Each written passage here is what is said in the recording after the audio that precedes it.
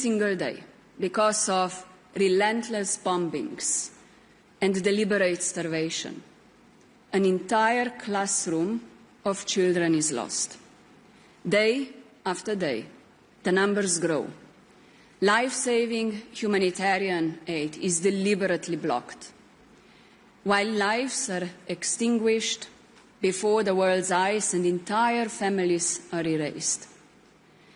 Slovenia recognized the state of Palestine because we believe peace demands justice, and a viable two-state solution is the only way forward. We acted, imposing an arms embargo on Israel, banning settlement imports, and declaring 2 extremist ministers persona non grata. We've sent emergency aid and continue to demand unimpeded humanitarian access. At the upcoming UN General Assembly in September, we will advocate for wider recognition of Palestine and a renewed push for peace. A ceasefire is urgent. Hostages must be released, and aid must flow. We are also considering joining South Africa's case before the International Court of Justice, because accountability cannot wait, and neither can justice. And while Gaza commands the world's attention, it is not the only humanitarian crisis. From Sudan to other regions torn by war and hunger, millions more are suffering, often in silence. Finally, we turn to the Western Balkans. Enlargement is not a favor. It is a geostrategic necessity. The region must pursue reforms that strengthen democracy, the rule of law and human rights, while the European Union must honour its commitments. We commend peaceful civic demonstrations, including in Serbia, as vital expressions of European aspiration. In Bosnia and Herzegovina, the strict enforcement of court rulings is essential to uphold the rule of law and ensure accountability. Investing in youth is essential to create opportunities that counter the lure of emigration. Slovenia remains committed to fostering dialogue and advancing a future where the Western Balkans, alongside with Moldova, Ukraine, is fully integrated in Europe. Peace is no longer threatened only by bullets. It is also under attack from lies. Democracies cannot survive without truth, yet today disinformation, foreign interference and the misuse of artificial intelligence are eroding our trust, distorting reality and weakening democratic institutions from within. As a former journalist myself, I have seen how dangerous the collapse of shared truth can be. In this environment, we must urgently restore effective multilateralism, choosing cooperation over confrontation, reform over deadlock, and human dignity over manipulation. And peace must be inclusive.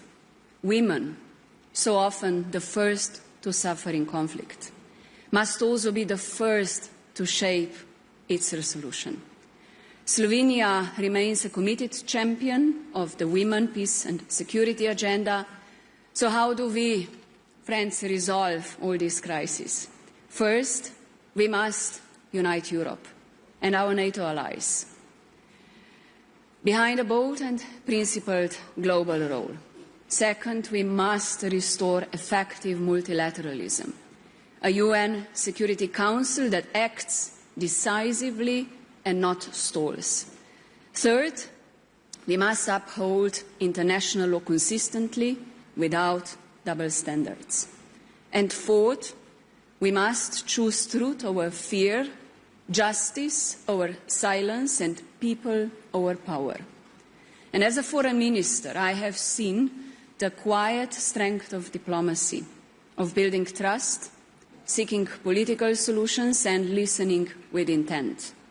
Even a small country can make a meaningful difference when it stands firmly for international law and acts with principles in times of crisis.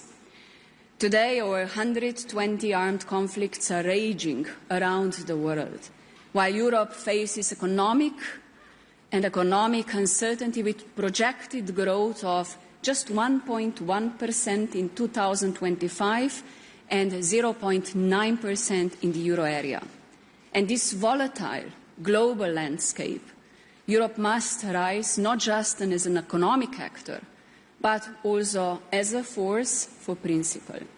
And the EU may not be a traditional military power, but it possesses immense influence. The influence of values, diplomacy, law, and example. And that influence is strongest when rooted in unity, especially among neighbours. Slovenia's close cooperation with our neighbours, Italy, Austria, Croatia and Hungary, all fellow EU members, shows how regional trust can strengthen Europe's global voice. And we must now use the influence more boldly to defend truth, support peace and strengthen global cooperation. In a world that often seems to be spinning out of control, principled leadership matters. And Slovenia is proving that even a small country can lead, and with courage, with conscience and a steadfast commitment to justice, human dignity and international law.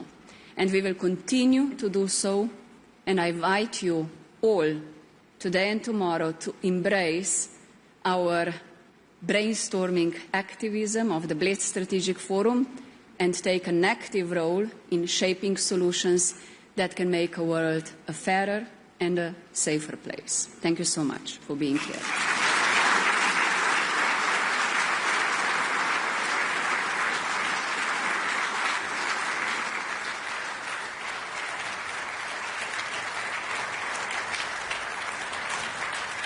Thank you, Madam Minister. For 2 decades, the Bled Strategic Forum has been a crossroads of ideas and voices that shape our times. Let us now look back at some of the faces that have stood on this stage and at the numbers that tell the story of a world growing, changing, and struggling.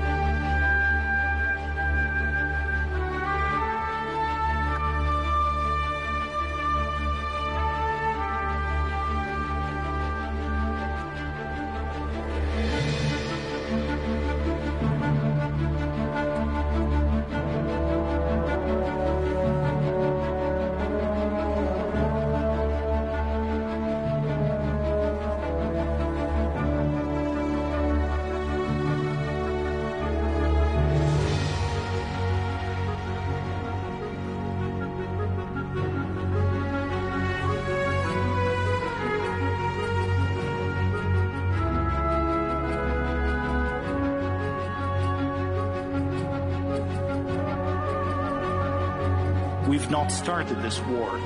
We are defending our territory and we want to restore the territorial integrity. I believe we must be ready on both sides by 2030 to enlarge.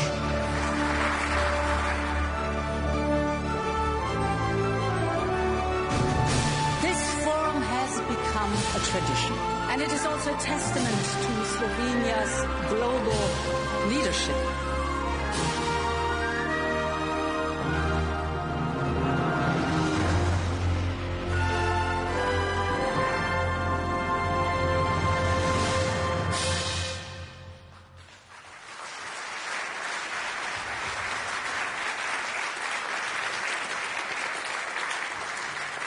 Dear guests, before we set sail on new discussions and build on the legacy we have just revisited, it is my honor to invite to the stage the President of the Republic of Slovenia, Ms. Nataša Pirc Musar.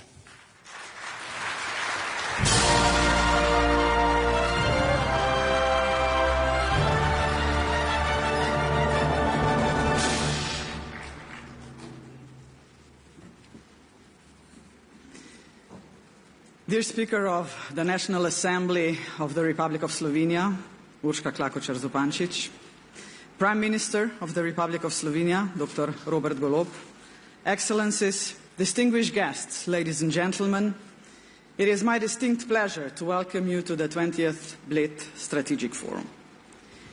2 years ago, I had the privilege of watching a retrospective of past forum editions. Apparently, some members of the organizing team secretly shed tears of pride, and I would say rightly so. It is hard to comprehend the amount of time and energy that goes into making these events a success. So to all the BSF teams over the years, thank you.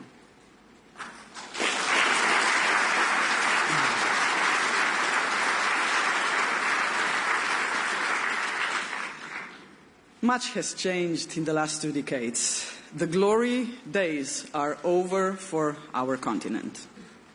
Europe is no longer the global political and economic heavyweight. Nevertheless, countries across the world, big and small, want Europe as a reliable partner.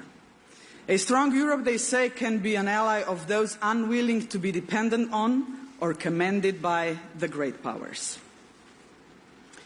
It is an honor to see the rest of the world wanting Europe to remain a vital player in international relations. However, we risk the opposite by giving it to politicians and political parties who prefer a weaker, less interconnected and less inclusive Europe. They believe bilateralism dwarfs multilateralism. They reject the very values on which European integration rests. Today, it is therefore more important than ever to discuss these values, the values that makes us human. It frightens me to say, but I must. 25 years ago, the European Union adopted the slogan, "United in diversity." Yet today, I fear we are not even close to making this commitment a reality. Instead of unity, we drift towards disunity. Ladies and gentlemen, is this how we wish to cooperate with and compete against the great powers? I hope not. I hope Europe will become a respected player in the international world stage. I hope that geopolitical discussions and decisions affecting Europe are not and will not be made without Europe. And I hope Europe continues to stand firmly behind the central premise of the epilogue to the war of aggression against Ukraine, that no decision about Ukraine's future are made without Ukraine. Ladies and gentlemen, Europe will only be competitive if we learn to set aside our differences and self-interests for the success of the Union and all its citizens. This will only be possible if we believe in Europe as an economic and political project that everyone understands and supports. In such a Europe, we will not question democracy as a way of life. We will take the single market seriously. We will care for the poor, the elderly, and the vulnerable. And we will know how to fight for our interests as Europeans. Then there is diversity. There can be no respect for a diversity without basic human rights. That, however, is not the case. 70 years after the integration began, and 35 years since the Cold War ended, skepticism about human rights is spreading. Xenophobia and intolerance towards those who are different or think differently are major challenges. So are the denial of women's rights, marginalization of minorities, scapegoating of migrants, and alarmingly, support of genocidal and apartheid policies. Excellencies, esteemed guests, Only 80 years have passed since the end of the Second World War.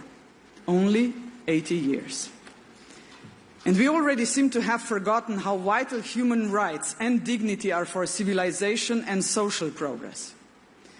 So deep is this collective amnesia that even the prevention of genocide, the most abhorrent crime against humanity, no longer carries the urgency it once did. I'm not here to compare the dehumanization of millions under Nazism and fascism, leading to the Holocaust and other crimes against humanity. Far from it. But I must say this. The world condemned the Srebrenica genocide and brought its perpetrators to justice. Why then, only 3 decades later, do some politicians tolerate, even defend, the Israel's genocidal policy against Palestinians in Gaza?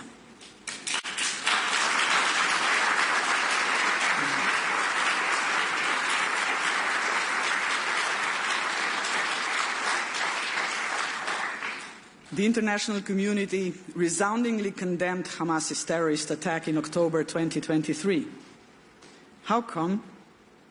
We have no such consensus when it comes to people living in Gaza.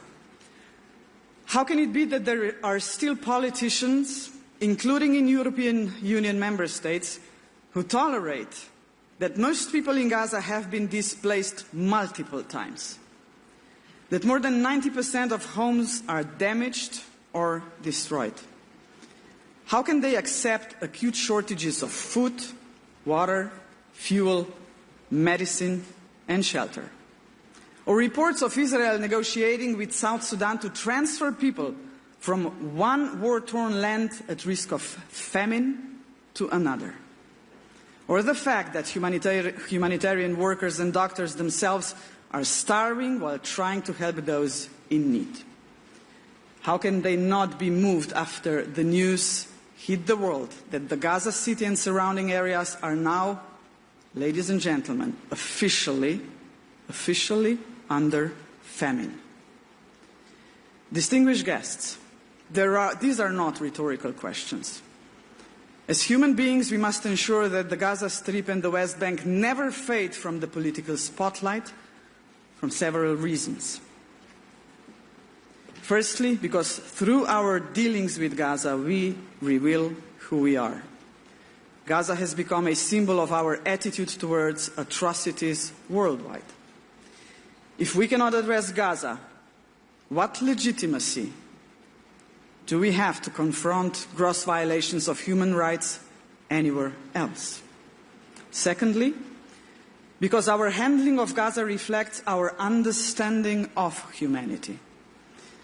When Europe advocates human rights as universal values, do we truly mean it, or are they merely a tool for dominating political discourse? Thirdly, because humanity is indivisible. We are rightly united in strong condemning Russia's aggression against Ukraine. We stand with the Ukrainian people and support the principle of territorial integrity. We cannot allow a country to seize another country's territory just because it can. We cannot allow people to be killed merely for defending their country against an aggressor. In Ukraine, we defend international law and humanity. Values and norms are values and norms. Everywhere, for everyone, also in Gaza.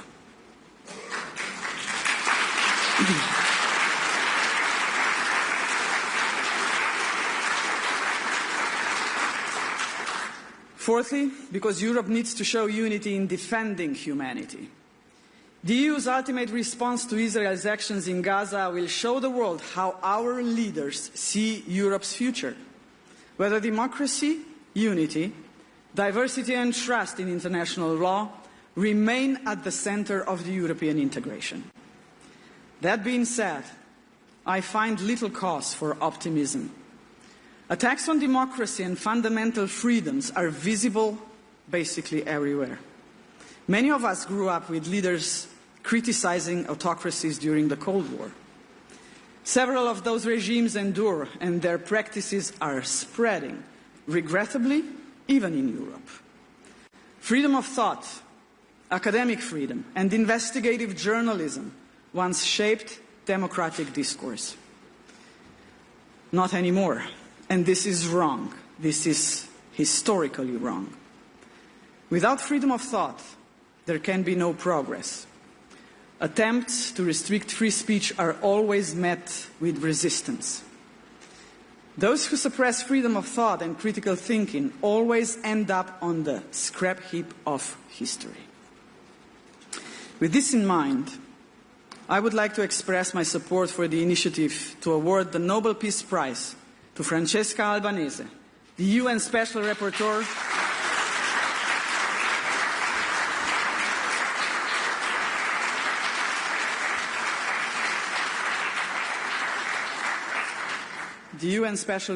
on the West Bank and Gaza, and to the doctors caring for the people of Gaza. They deserve recognition.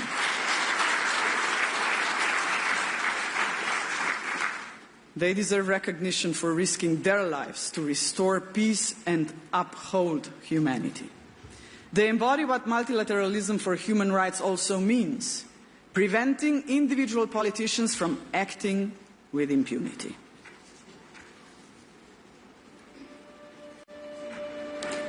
Dear friends, we cannot stand by and watch history unfold without us. We must not let cold pragmatism drain the soul from Europe. Now is the time to speak truth. Bold, unwavering truth to power. To bring the united in diversity back to the very heart of the European dream in an enlarged European Union. Human rights and human dignity flourish in a world that is stable and just.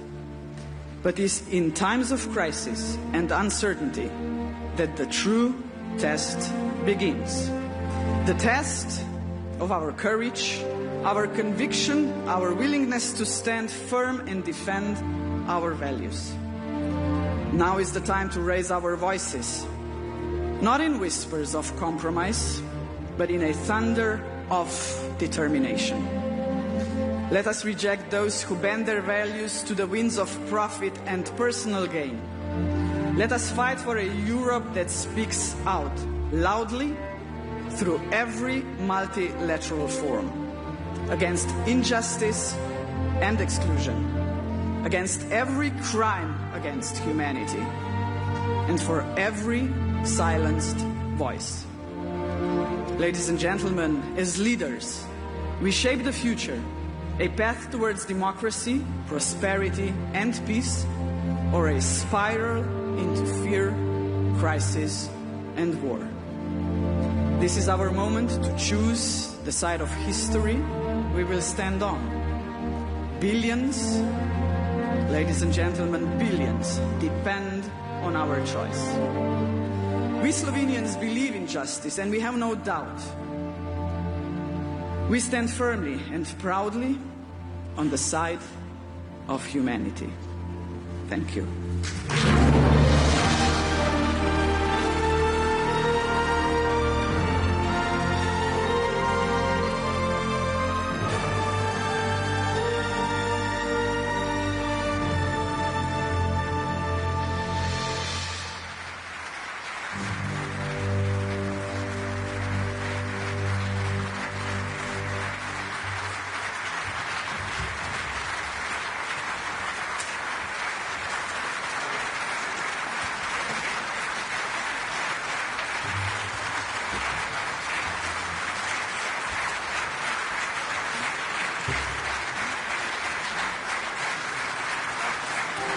Ladies and gentlemen, international TV presenter and journalist, Ali Aslan.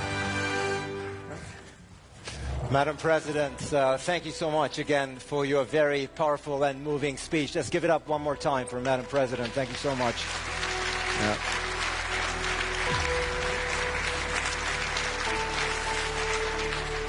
And thank you, of course, for a wonderful opening to the Bled Strategic Orchestra, ladies and gentlemen. Wonderful. Thank you so much.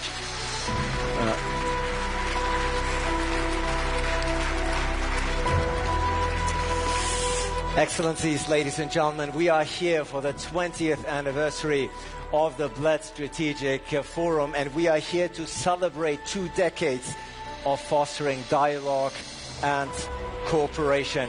You've seen in the videos the humble beginnings of this conference, and looking here into the audience, you can with confidence say that the Bled Strategic Forum has turned into one of the most prestigious and important conferences, not only in this region, but all around the globe. Congratulations to Tanja Fajon and congratulations to Peter Gierk. Once again, this is your applause.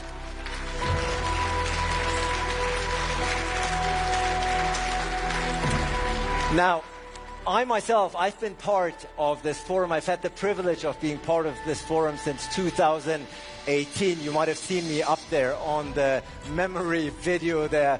And it's so great to see so many familiar faces that have shaped the forums here throughout the years. I'm seeing, of course, the former president, Borut Pahor. Great to see you, gentlemen. Always a pleasure. We've had the pleasure of being on stage here numerous times, and of course I'm seeing my very, very good friend, Albanian Prime Minister Edi Rama, here in the audience. Prime Minister, you and I had our fair share of moments here on this stage. I think we went viral a couple of times. It's always great to see you. Congratulations on your re-election. But I also see many new faces here, new additions. Of course, the President of the European Council. I'm seeing Antonio Costa. Welcome, gentlemen, here to Bled for the very first time, at least in your new capacity. And of course, I'm seeing EU High Representative Kaja Kallas also here with us. Welcome to you as well. I'm very much looking forward to our conversation here later on this very stage. Now, 20 years, it might be quite unlikely because I'm looking at many fresh and young faces here, but is there anyone here by any chance who's attended all 20 editions of the Bled Strategic Forum? Let's see a show of hands. All 20? None. One? Okay, right there. You'll get the medal later on, remind me. Who else? Who's been here? Right here, one more time. Okay, you got to share the medal. We only 20 times. That's a proud achievement. So you are witness, and you have witnessed the steady rise of this forum into what it is today. Who's here for the very first time? The very first time at the Bled Strategic Forum. So I'm seeing quite a number of hands. You're in for a treat. Congratulations indeed. Now, 20 years, an anniversary, a birthday is always reason to celebrate. But, ladies and gentlemen, it goes without saying that this anniversary, of course, comes at a time when the world is in disarray, when it is hurting. So, of course, this is also a somber moment in time. And we have seen the video of your predecessor, Antonio Costa. We've seen Charles Michel standing up here on this very stage 2 years ago, making the pledge that the EU should be ready to admit Western Balkan countries into the EU by 2030. And our first panel, yes, please. The Bled Pledge, if you will, the Bled Pledge, as we call it, as the organizers call it. And in the very first panel, in the opening panel here of today, we want to see what has remained, if anything, of the Bled Pledge. Is it a dream or is it a reality? I'm very much looking forward to a very powerful panel. The first panel, as you know, traditionally here at the Bled Strategic Forum always focuses and looks at current events and developments in this region, in the Western Balkans. Certainly no shortage of topics here to be discussed during the first panel, which is being set up right behind me. As you can see, I'm very much looking forward to a very, very powerful panel here in Bled. 20th anniversary, that is quite an achievement. And while the chairs are being set up, I'm very delighted to call up one by one the distinguished speakers of the opening panel, once again titled The Bled Pledge, a Dream or Reality? The first speaker, of course, we've heard from the Foreign Minister, we've heard from the President. Now I'm delighted to welcome to the stage the Prime Minister of Slovenia. Please welcome Robert Golob.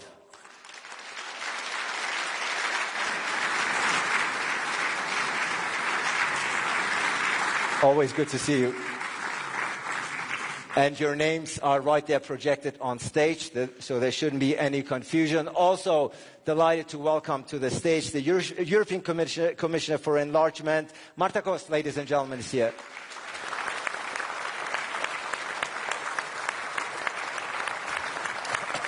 Commissioner, wonderful to have you. We will see what remains of the Bled Pledge. Yes. Very much looking forward to your remarks. Very delighted to welcome to the stage a gentleman who needs no introduction to the Bled Strategic Forum. He's a very regular face here, year in, year out. The Prime Minister of Croatia, Andrej Plenković, ladies and gentlemen.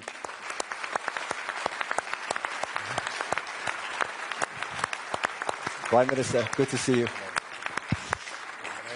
And ladies and gentlemen, I can speak from personal experience when I say a speaker, a leader who makes every panel more entertaining. The Prime Minister of Albania, Edi Rama, ladies and gentlemen.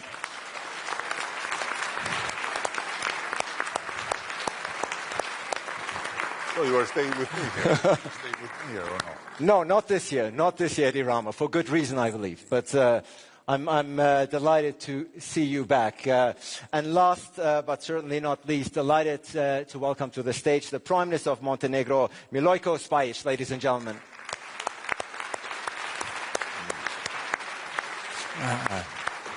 Very good to meet you. And the moderator of this session, very, very delighted to welcome her to the stage, the director of the Istituto Affari Internazionali in Italy, Natalie Tocci, ladies and gentlemen. Yeah. And Natalie, great to have you. And before we start, yes, please, before we start, this year we have a different setting. Usually you dive right into the conversation, but we are very, very delighted to have a very special guest here with us who will give an input, if you will, make the intro to this panel. I'm delighted to see him here and welcome him now to the stage for a keynote address. Ladies and gentlemen, the President of the European Council and former Prime Minister of Portugal, António Costa.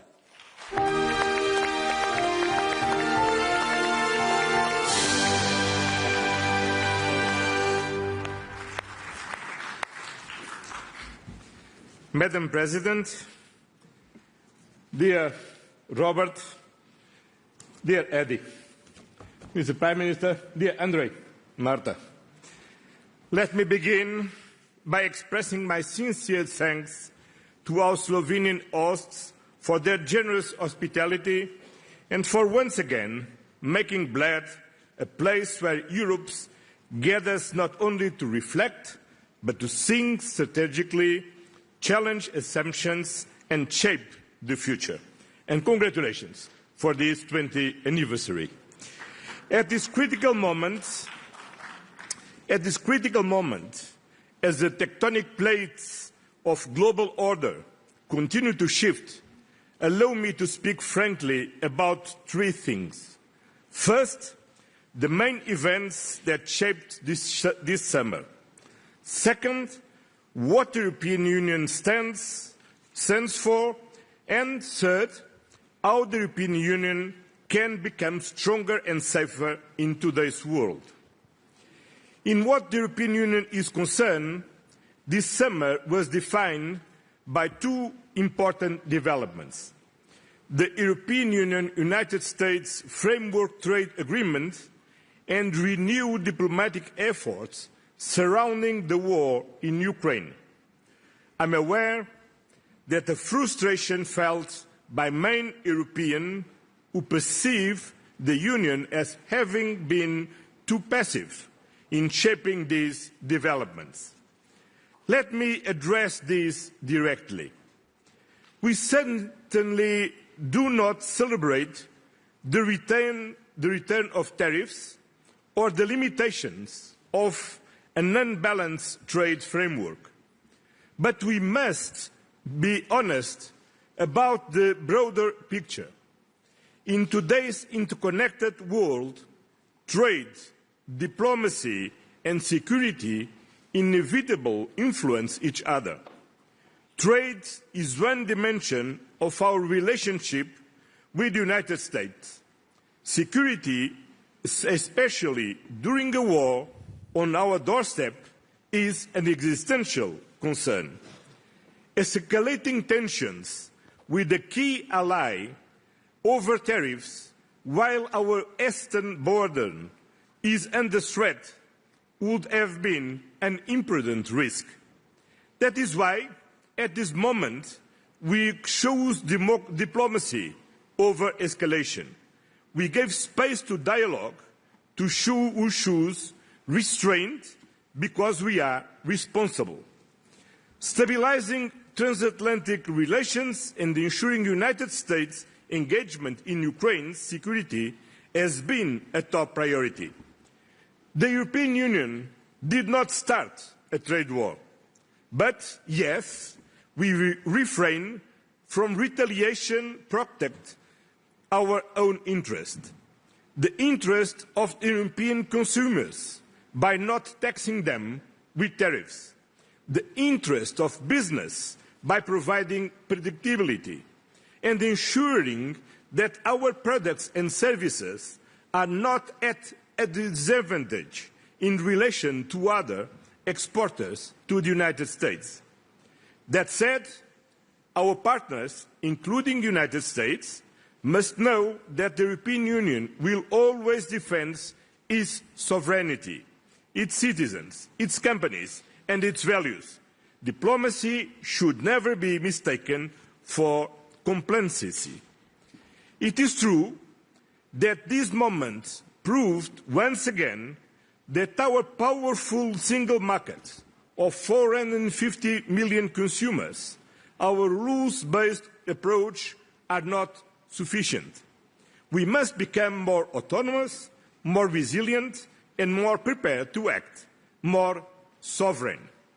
We cannot anymore rely just on our allies when facing threats.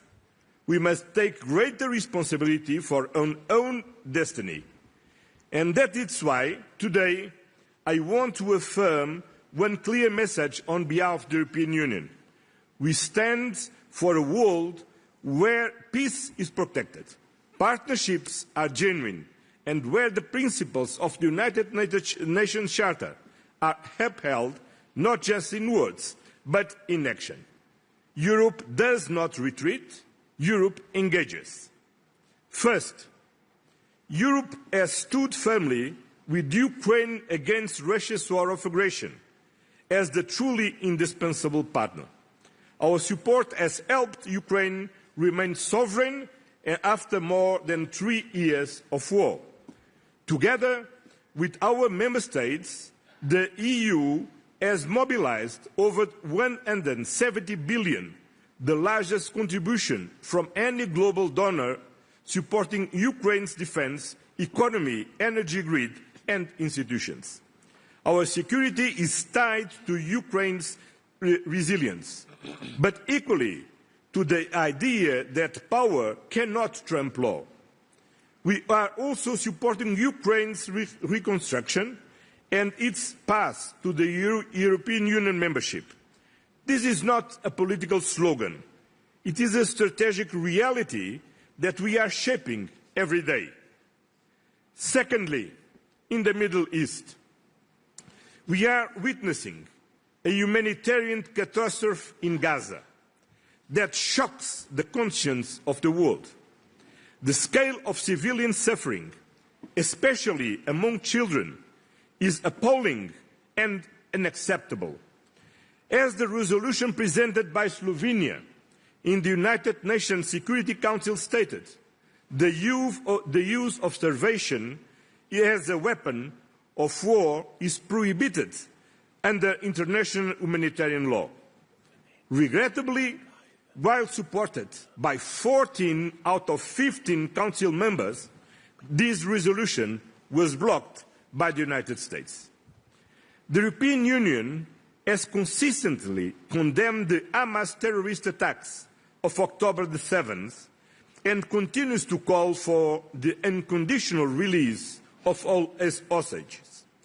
At the same time, the right to self-defense does not justify the indiscriminate destruction of civilian infrastructures or the collective punishment of an entire population.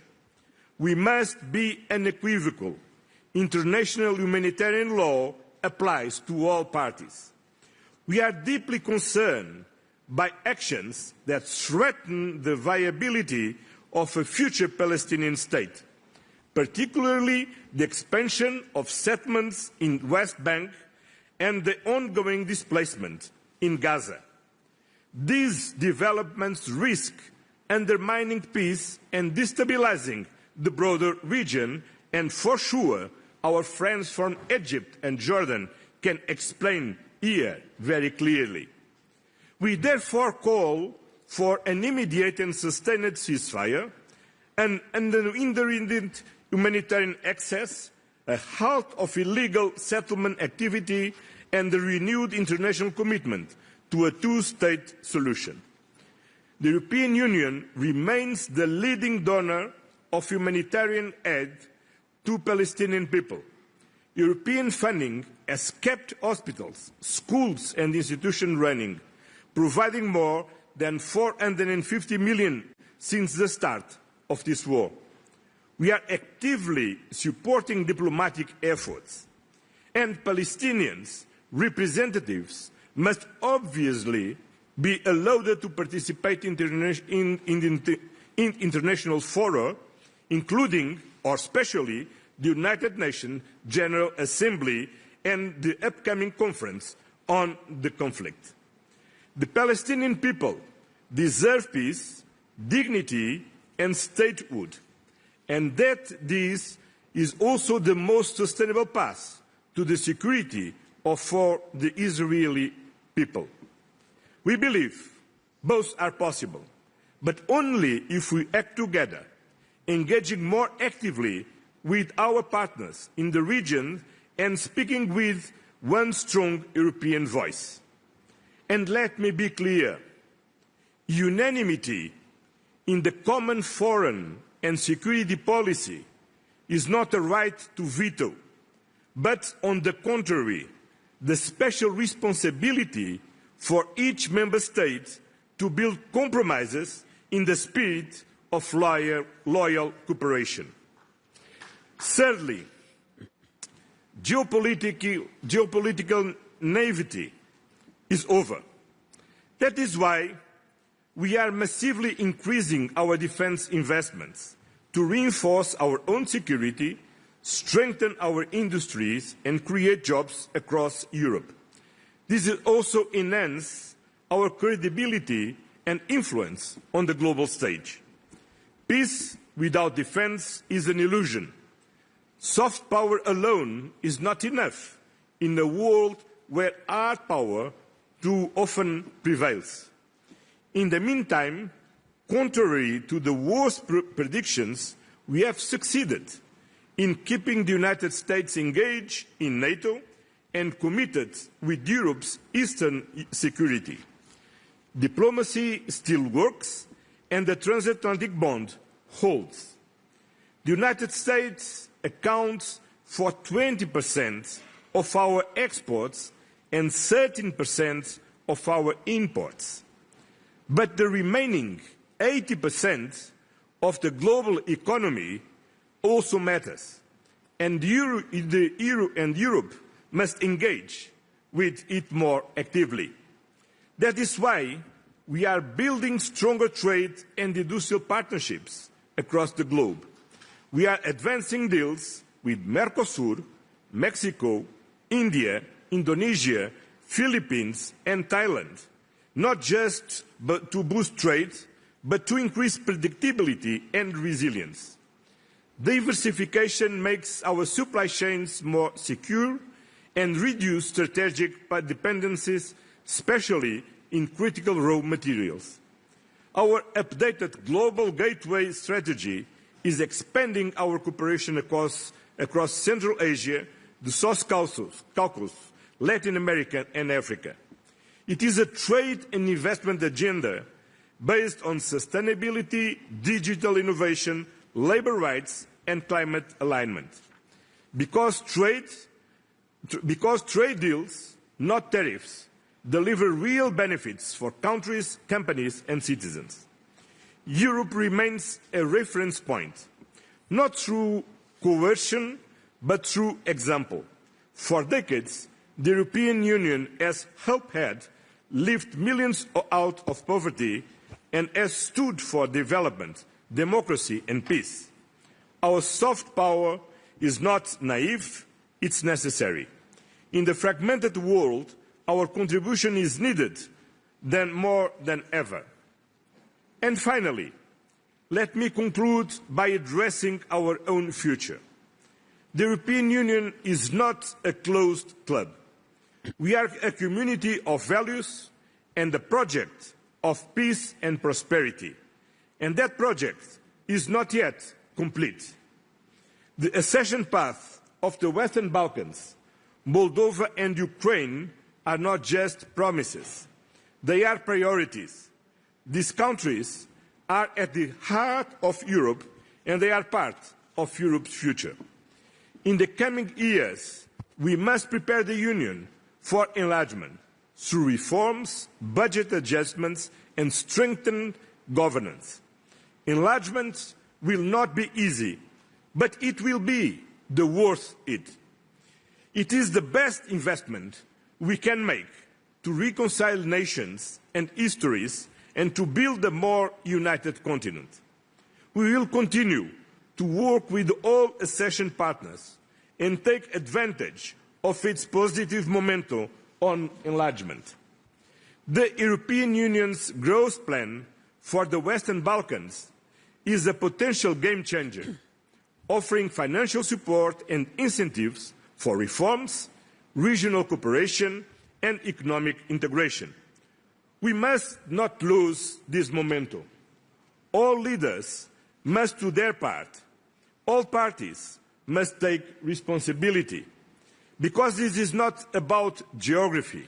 It is about values, democracy, human rights, freedom, rule of law. This enlargement presents a significant challenge for the European Union and its member states, but is even more demanding for the Western Balkans countries. And the greatest difficulty is not the required reforms or the negotiation of various chapters and clusters. The real challenge lies in adopting a new culture mindset, overcoming historical conflicts in order to build a shared future. Ladies and gentlemen, in today's fragmented world, the European Union chooses to act, not through power alone, but through partnership, principle and perseverance. We will stand with those who uphold international law, not with those who seek to dismantle it. We will keep building a stronger Europe, not for ourselves alone, but for the benefit of global peace, justice and cooperation. This is Europe's promise. This is Europe's purpose. Thank you very much.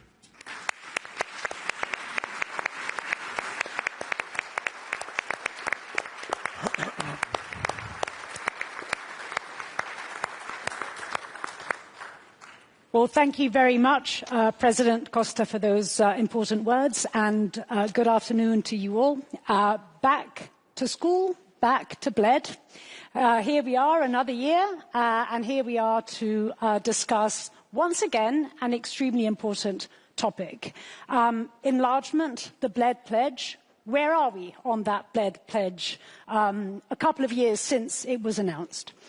Now, as we all know, enlargement up until Russia's large-scale invasion of Ukraine was kind of almost dead in the water. Russia's invasion revived, in many respects, enlargement, and it revived enlargement for the very simple reason that enlargement was no longer viewed as being optional. It was no longer viewed as being a nice but not a necessary to have. There was no stable grey zone in between the European Union and what lied to the east, and therefore all of a sudden enlargement once again was understood as being strategic, as being in our own interests, as being perhaps even existential. And it is really in this context that the Bled Pledge was made. Now, I think in fairness what we can say a couple of years on is that a number of very important things have happened. New countries have been recognized as candidates to enlargement. Accession negotiations have been opened with several others. Accession talks have been accelerated with a couple represented here on stage today. And as President Costa was reminding us, we also have a growth plan. So I think, you know, if we really do want to look at the glass half full, it's fair to say that indeed there have been important steps being made. But for true believers in enlargement, for enlargement enthusiasts, I think as many of us in this room are, we tend to look often also at the glass being half empty. What is it that we could do more? What is it that we can do to accelerate further? What is it that we can actually do to ensure that that Bled Pledge is not only met, but perhaps we can even anticipate it by a couple of years? And in order to discuss this question, Ali has already introduced them. We have an absolutely stellar panel to discuss them with us, and especially indeed for those that would like to see the process accelerating even further, there are, I think, at least a couple of questions or challenges that I think would be extremely important to discuss over the next hour or so. The first is what I would define as being the poison in the enlargement process. And the poison in the enlargement process is the bilateralization and the politicization of the enlargement process. The way in which member states, some member states, have, and this is not an entirely new phenomenon, but it's certainly a phenomenon that has become graver over time, have hijacked the enlargement process for reasons that have very little to do with the EU's own interests and values. So that's, in a sense, one challenge that I'd like to put on the table.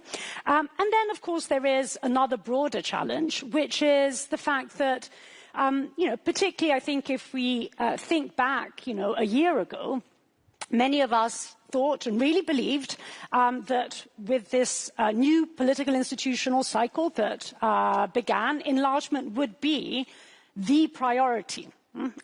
It would really be up there in terms of what is it that the EU set out to achieve.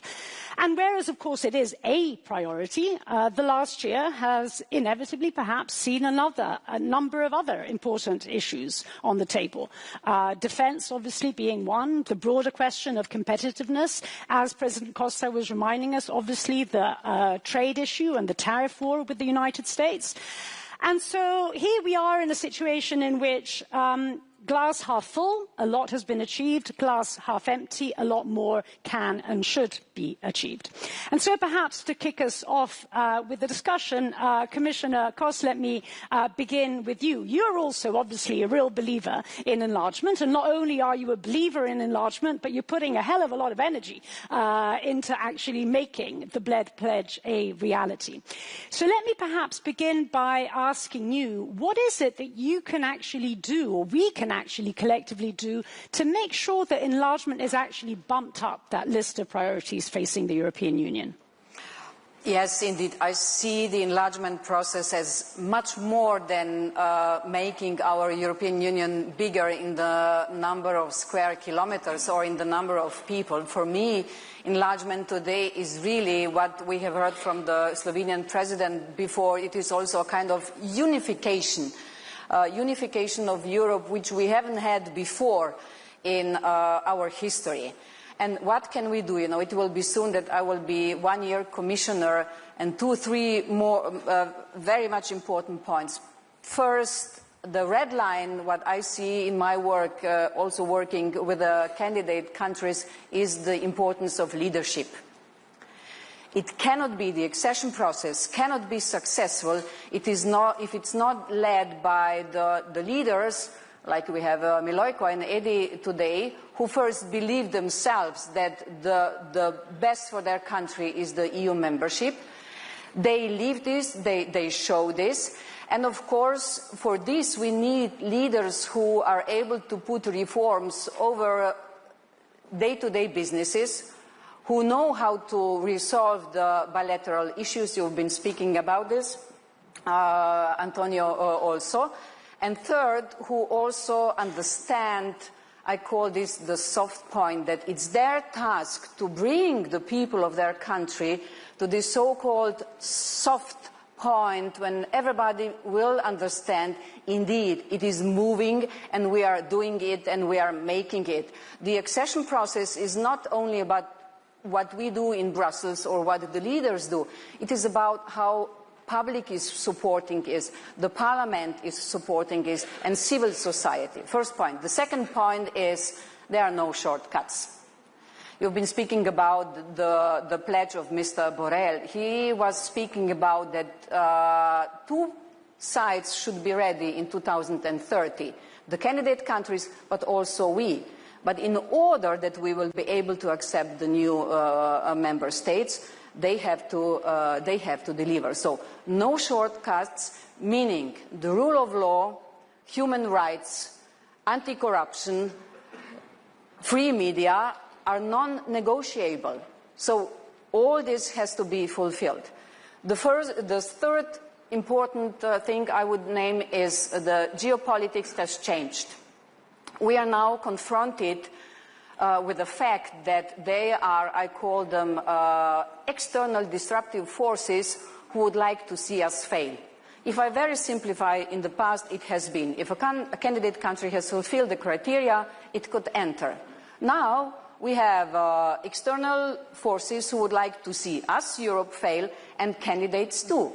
We saw what happened in Georgia. We have a very important elections at the end of September in Moldova, where we see that Russia is really fighting against the present government who has chosen, and the people who has chosen the European path.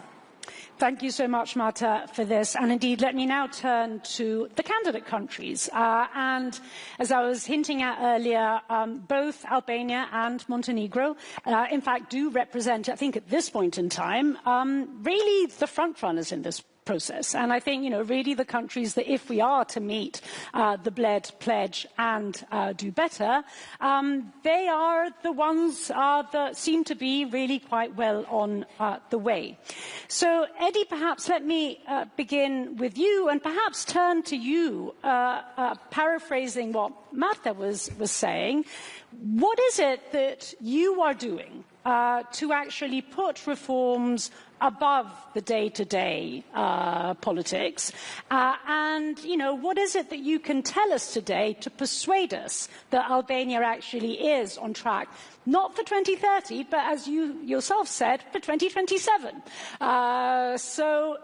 Persuade us that this is indeed what is happening and how Albania is actually going to meet that pledge.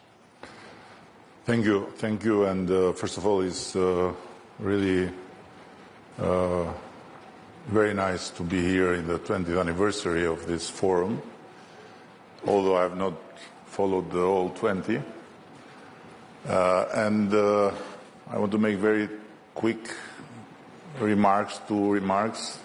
Number one, I saw the film and I was amazed to see our former president being the same. Like Slovenia, by the way, every time I come here, nothing changes, the same, perfect.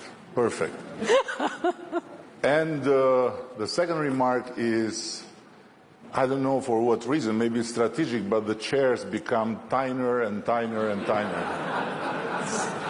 More and more uncomfortable. Maybe you have a message through the chairs, I don't know. This panel only. just to tell us, don't. There's a reason. Just to give, just to tell us we have to finish quick. But if we wanted, you wanted us to finish quick. First of all, no Italian moderator, because they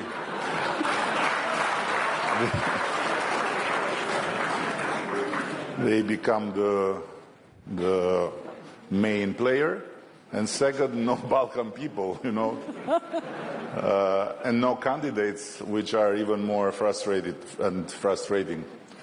So no, I think it's not that we are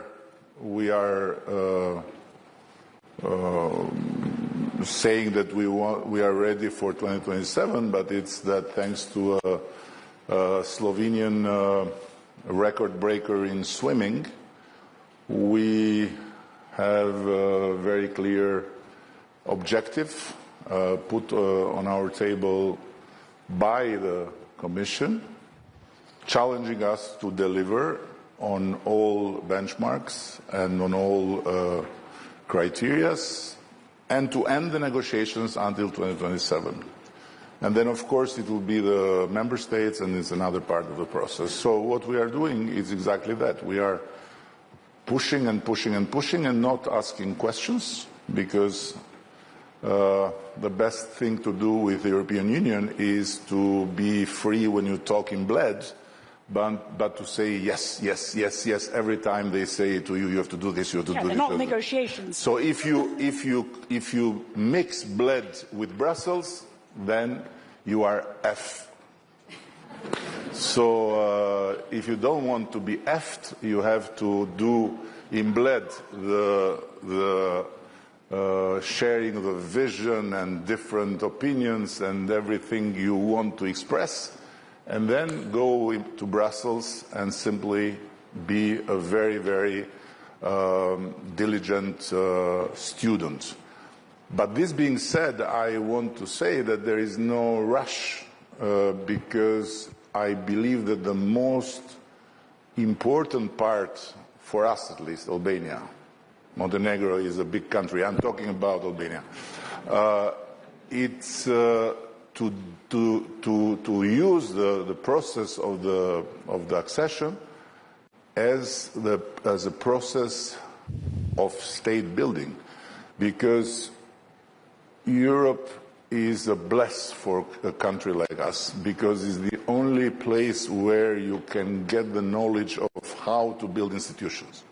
We never had institutions before in the real sense, and to build institutions is the most difficult exercise. And this is what makes the difference between Afghanistan, Iraq, or name it, where our very dear friends from the other side of the ocean have thought that with bombs and with values you can change the country, but it's not the case.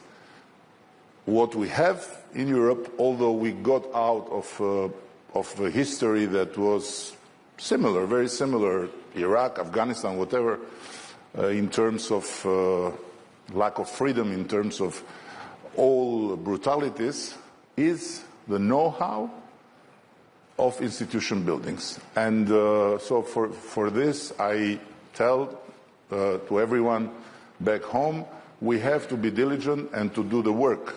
It's not something we necessarily like, you know. We don't necessarily like to have the traffic as perfect as in Germany. But we have to do it.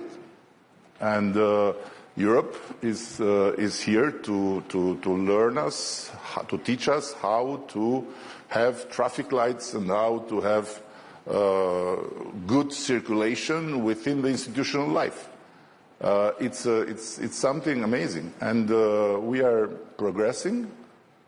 But beyond the leadership, I must say, in our case, the Albanian people, we are far from the second in terms of being Euro-optimistic, because we love Europe unconditionally, and although Europe has made us suffer a lot, we have the full conviction that we are going to marry one day. So Finally, they have cut some of the bullshit, which took for many years saying, we love you, but we are not ready to talk to you. We love you, but now they are talking. So there is a step further, as Marta says, I say is marriage-based, she says is merit-based, so we need to deserve the marriage, and we are working for it. Thank you, Eddie. And Milojko, let me turn to you on this. Tell us about your true love for the European Union.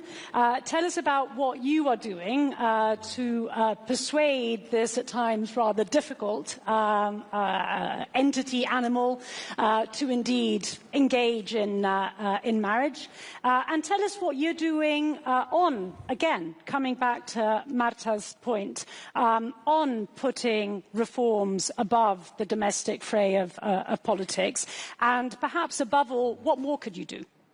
Well, first of all, yes, Montenegro, it is a small country in many ways, but it's one way, it's a very big one.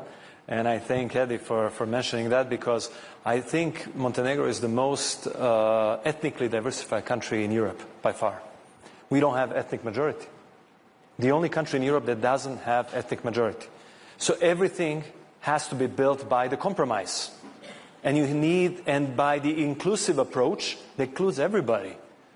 And when I say everybody, it's not like Finnish, Norwegians and Danes. It's Montenegrins, Serbs, Albanians, Croats, Bosniaks, and other folks from the Balkans.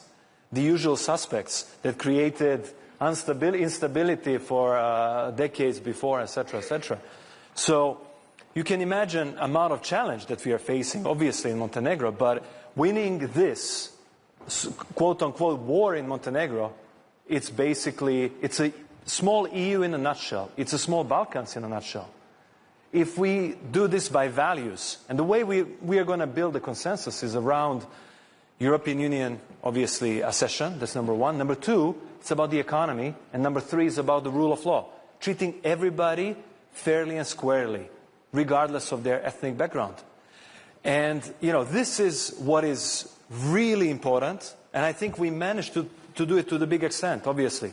In Montenegro now, within the majority, we have all the parliamentary Albanian, Serb, and Bosniak parties, that are obviously Montenegrins as well, but I'm saying those from the region, which was unthinkable before.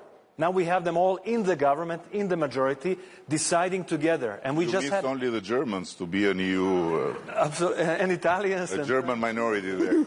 So the thing is, we had a big reform just recently, and we had whole parliament voting unisonly on electoral reform, which was a really big one. It was impossible to do it for like decades. The same was about the Constitutional Court and many other reforms that we couldn't really do for decades. Now we can do all of these things with more than 2/3 of the majority voting in favor, because of these three things. And this is what unifies the country. And this is what should unify us all in the European Union as well.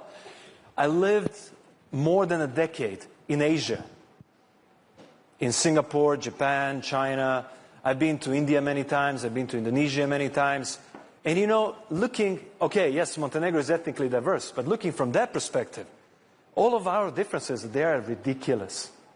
In Montenegro you have Bosniak, Serbian, Croatian, and Montenegrin language, which is basically completely interchangeable. We can understand each other completely. We basically eat the same food. Our culture is almost the same, or it is the same. The differences are tiny. And we make them so big because we focus on the past and we don't focus on the future. Right. It's about time we just focus on the future. Or we're going to be insignificant. We are becoming insignificant, but we are going to be even more insignificant if we don't focus on the future, if we don't focus on what's ahead of us, because Asia is focused. Very, very focused. Next 3-4 years are going to be monumental in terms of the change, the amount of change, the exponential change that's coming in the next 3 or 4 years in AI, in other big technologies, is going to be monumental. We cannot miss this opportunity.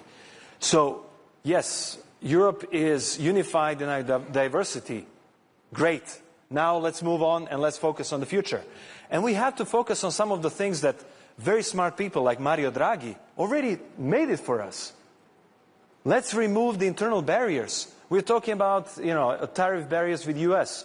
How about we focus on our own internal barriers? They're like huge. Right. They're really preventing us from being really a single market. And I'm talking as somebody who is not even part of the single market. Yet. But we are becoming slowly, like SEPA now and some other folks. So innovation, investing in innovation, making a good regulatory environment for innovation. Like 2 of our countries, we are small countries. We can be test beds for innovation.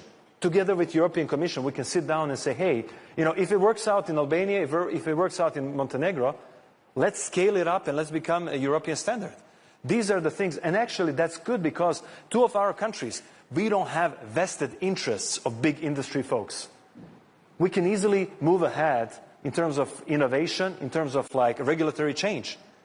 And our administrations and systems are relatively new, and we can actually adapt much faster. And if this approach works well at the time we join EU, how about we make it Europe-wide? And this is could be potential contribution to the European Union. Because you shouldn't be only receiving end. We should also be on the giving end. Absolutely. And let me now jump on to member states. The prime ministers of which we have 2 at this panel, Croatia and, of course, our host, Slovenia. And let me turn to you, perhaps, Andrej, first. Ask you, I want to come back to this poison question. And, as Eddie was saying, yes, indeed, inevitably, member states are fundamental. They're there at the beginning of the process, and, of course, they have to be there at the end of the process. But perhaps they're a little bit too much in the way in the middle of the process, right? And that's where a lot of this, I think, poison and bilateralization comes from. Now, both Croatia and, of course, Slovenia, big supporters of enlargement. What is it that your countries could do to make that support, to make that friendship, to make enlargement happen, actually more forceful, more powerful indeed in ensuring that that poison is somehow sucked away from the process? First of all, thank you once again for the invitation for being here at Bled 20th edition. Thank you, Robert, Madam President, Minister. It's a great pleasure, Commissioner, to be here, I think, 6th time in a row at this opening panel. A few points on enlargement, and then I'll come. As someone who has been who is coming from the country that was vaccinated with the poison that you have mentioned.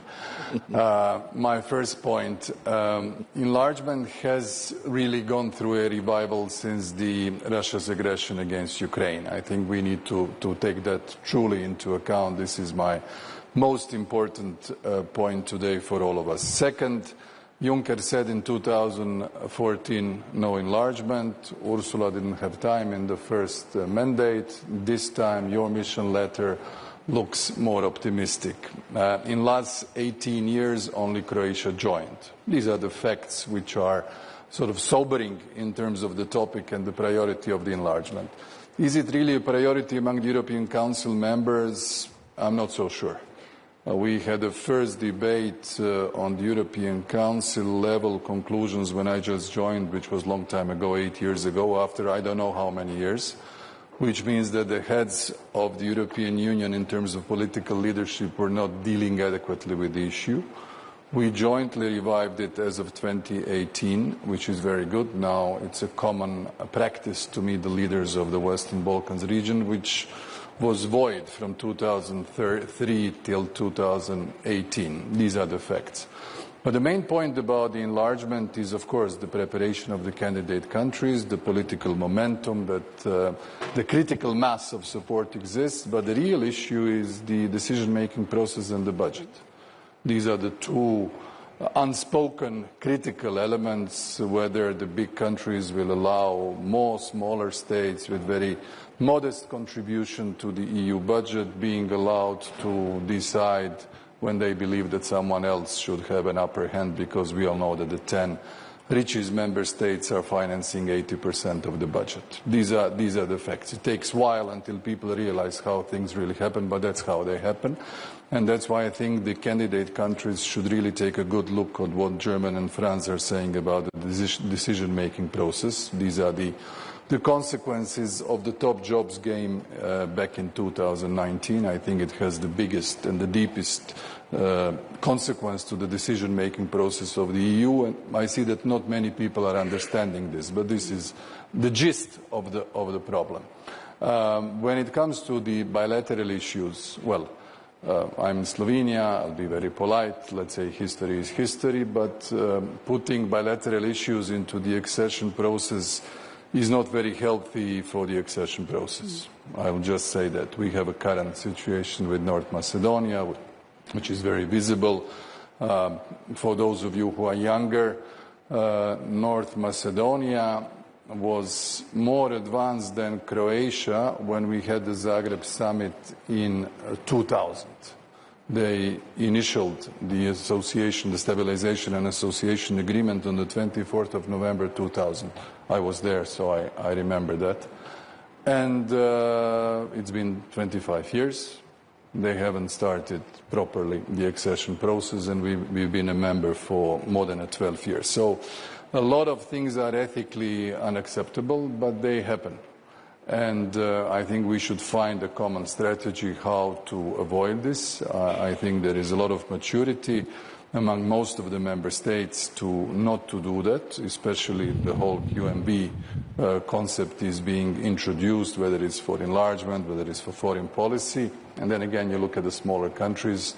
If the QMV is installed, and since not everybody is behaving in the spirit that Antonio mentioned, and we know it, he is now the new master of 27-1 and the chairman's conclusions and all of the diplomatic nuances that we adopt, but that's the way it is. I have the feeling that many countries will never allow the consensus go away, because literally they become overnight irrelevant in terms of decision-making process. And that's why this sort of scholarly or theoretical narratives, they just hit the hard reality when it comes to the statement's craft and what one should do and what one can do.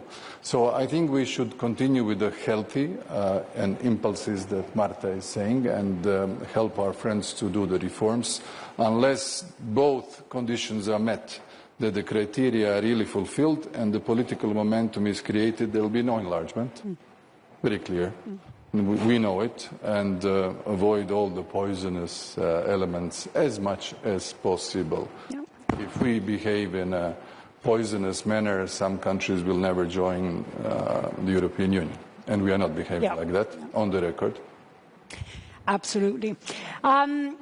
Robert, let me turn to you now, and I think picking up some of the remarks that Andrei was making there, and if I could sort of sum it up, you basically have a situation in which there is, at times, a very small but very active and vocal minority that stands against. And in general, there is a very large majority that is in favour, but that large majority at times, and this is me adding to this, is at times relatively silent. I mean, at times, indeed, enlargement is not as much as a priority as we would like it to be. So the question really to me is not so much what is it that can be done to persuade that very small and vocal minority, but what is it that can be done to make that majority in favour actually make that majority less of an abstract majority and more of an active majority? So what is it that you think member states, including your own, could do? Okay, first, a big hello from myself as well to all the guests and the public. Many things have already been said. And what Andrei was explaining is how things work behind the scene at the European level. But I believe you're quite right when you say that majority of member states are, I would call them more or less not interested or neutral. Not interested, because it's a nuisance to them to deal with it. Right. So that having been said, there is only one path forward. For the candidates, being as proactive as possible, taking both Miloikos and Edi's stance, saying, okay, this is something that we need to do because it's good for our country, it's good for the institution building, it's good for economy, it's good for our self-esteem, whatever. And on the other hand, a lot of proactive moves and steps by commissioners, especially by Marta, in order to make the Europeans, first Commission, but then also European Council, realize that we need to implement some changes. And we need to do them before 27, meaning we don't have much time to start implementing those measures. And it seems, at the first glance, it seems rather straightforward.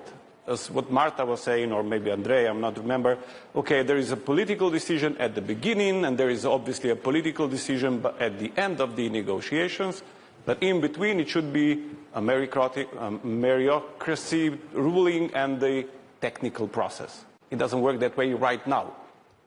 But I don't see any real reason why we cannot revert to this. Right. And this is something that will take some convincing, some very hard work by Antonio as well, in order to be possible to implement these decisions. But we've done it in other cases. 26 or 27 minus 1 formula worked in other cases, so it might work in this case as well. So it's doable, but Marta will have to find not just against the wind of poisoners, but also against the wind of ignorance by many others who are not really willing to go into the changes of the decision-making process. But still, it's doable, and Marta is, I know, she really lives for this work. She's doing, and she lives for results as well. So I think the enlargement process is in very good hands. The other good thing is that even though it comes from not so happy circumstances, is that after the Russian aggression on Ukraine, even though in war, they are really implementing all these institutional changes really fast. So they are not giving European Commission any excuse when they ask for speeding up the accession process. And it's going to be real hard to say no to people in war if and when they really fulfill all the conditions. Yeah. And this is the window for the Western Balkans. We spoke about it 2 years ago with Charles Musar here, that the window has been opened. So it's really more or less now or never, because afterward, I really believe in 5 years it's going to be closed again. And there is another major change, and not that we are introducing it here, but we are just pinpointing it right now. In the past, mostly it was all the Western Balkans at once, because there are some big countries that we shall never leave behind. Okay, that was the narrative of the past. I truly believe that the big countries will follow only when they see small countries succeed. Unless we let those who have the merits succeed, the big countries will not change at all. So that's why we decided that for this forum... Montenegro is the biggest country and is changing all the time. That has already been ascertained. That has been cleared already. Who is the biggest? Yeah. How many ethnicities they have? They are huge. So I believe they could be an inspiration to everyone else to follow suit. Yeah, I believe they're in good hands, and looking forward for 2 years from now to announce the results. That we are putting pressure on them. Thank you, Robert, for this, and Andrei, because really, the glass for me is not half, it's nearly full, because it is a priority. Perhaps we do not show everything to the outside world, but we are working really much quicker. Even if we sometimes cannot move in the Council. Antonio, from the technical part, we are moving. You know, in the last 8 months, we have opened more clusters than in the last 5 years, and closed more chapters than in the last 10 years. We will open 2 clusters more for Albania this year, so we already agreed with Eddie that we will celebrate first in Brussels and then next year with a football match between candidate countries and member states in Tirana, and the president of UEFA will play with us, and perhaps some others too. Then, of course, with Montenegro, and now with your help, thank you for this, Andrei, we are advancing, and it is possible, you know, if we finish in 2026 with the technical part of the negotiations, then in 2028 we could get the 28th member of the EU. If Eddie will do it as he is doing now excellently in 2029, we could have the 29th new member of the EU, and then it's shortly 30, but then my mandate is at the end. So I don't have enough time anymore, just 4 years more. So I have to hurry up. But may I, if I just add, I was speaking about the leadership and how is this really, you know, for me, yes, I am goal-oriented. That's why we made an Eurobarometer on enlargement. Tomorrow we will publish all the results. The citizens of Albania support the EU membership by 92%. We are loyal people, you know. We supported the Ottoman Empire by 92%. We supported the Soviet Union by 92%. We supported Maoist China by 92%, and now EU. And our best is that even when they fail, we are with them until someone else comes. So when you will fail, we'll say no. We are EU. Full stop. Eddie, like the Japanese soldier in the forest. When you told me a few months back that more than 90% are supporting, I thought, gosh, you know, you're going back to the communist times. But now we have the proof, and it is nearly 70% in Montenegro. What I want to say, if people do not believe and the leaders do not speak about how important this is and what it has to be done, you cannot get that much support for the EU membership. And you got it in Croatia, we got it in Slovenia. And from this aspect, really, it's not about the benchmarks. I agree, Antonio, with you and with the clusters and chapters. It is really about the leadership on both sides. But hang on a sec. I don't hang on because I am here to speak. You are here to moderate. Yeah, I have to moderate you. Moderate, okay. No, I just wanted to add something, but moderate. Okay, I'll moderate you and give you the word in a moment. In fact, I wanted to ask... I'm indulging just because we were your vassals once upon a time. There you go, there you go. That's right, that's the real reason they chose me. But I wanted to ask Andrei, and in fact you Eddie, because your remarks, although they were not intended to do so, but they sparked a thought in my head, and that thought in my head is that as we meet here in Bled, others are meeting in China. And there is a different order, if you like, in the making, right? And there's a love fest going on as we speak between Putin and Xi and Modi and several other mostly rather unsavory characters. And so it's not as if this conversation is happening in a vacuum. I mean, it's not as if we will have forever. That window will be closing, and it risks closing even sooner than 4 years unless we actually do speed up. And so, Andrei, I wanted to kind of perhaps come to you and ask you to reflect and kind of put this discussion within that broader geopolitical context. And also, what is it that can be done in order to send the message to our own populations, be it in member states or be it, Eddie, in candidate countries, in American candidate countries, that actually this is a region that can add to the security of Europe? I fully agree with you that the world that we were living in a couple of years ago has so rapidly changed, and I would say irretrievably changed. This is the key new element when you look at the NATO Hague Summit decision commitment to 5% by 2035.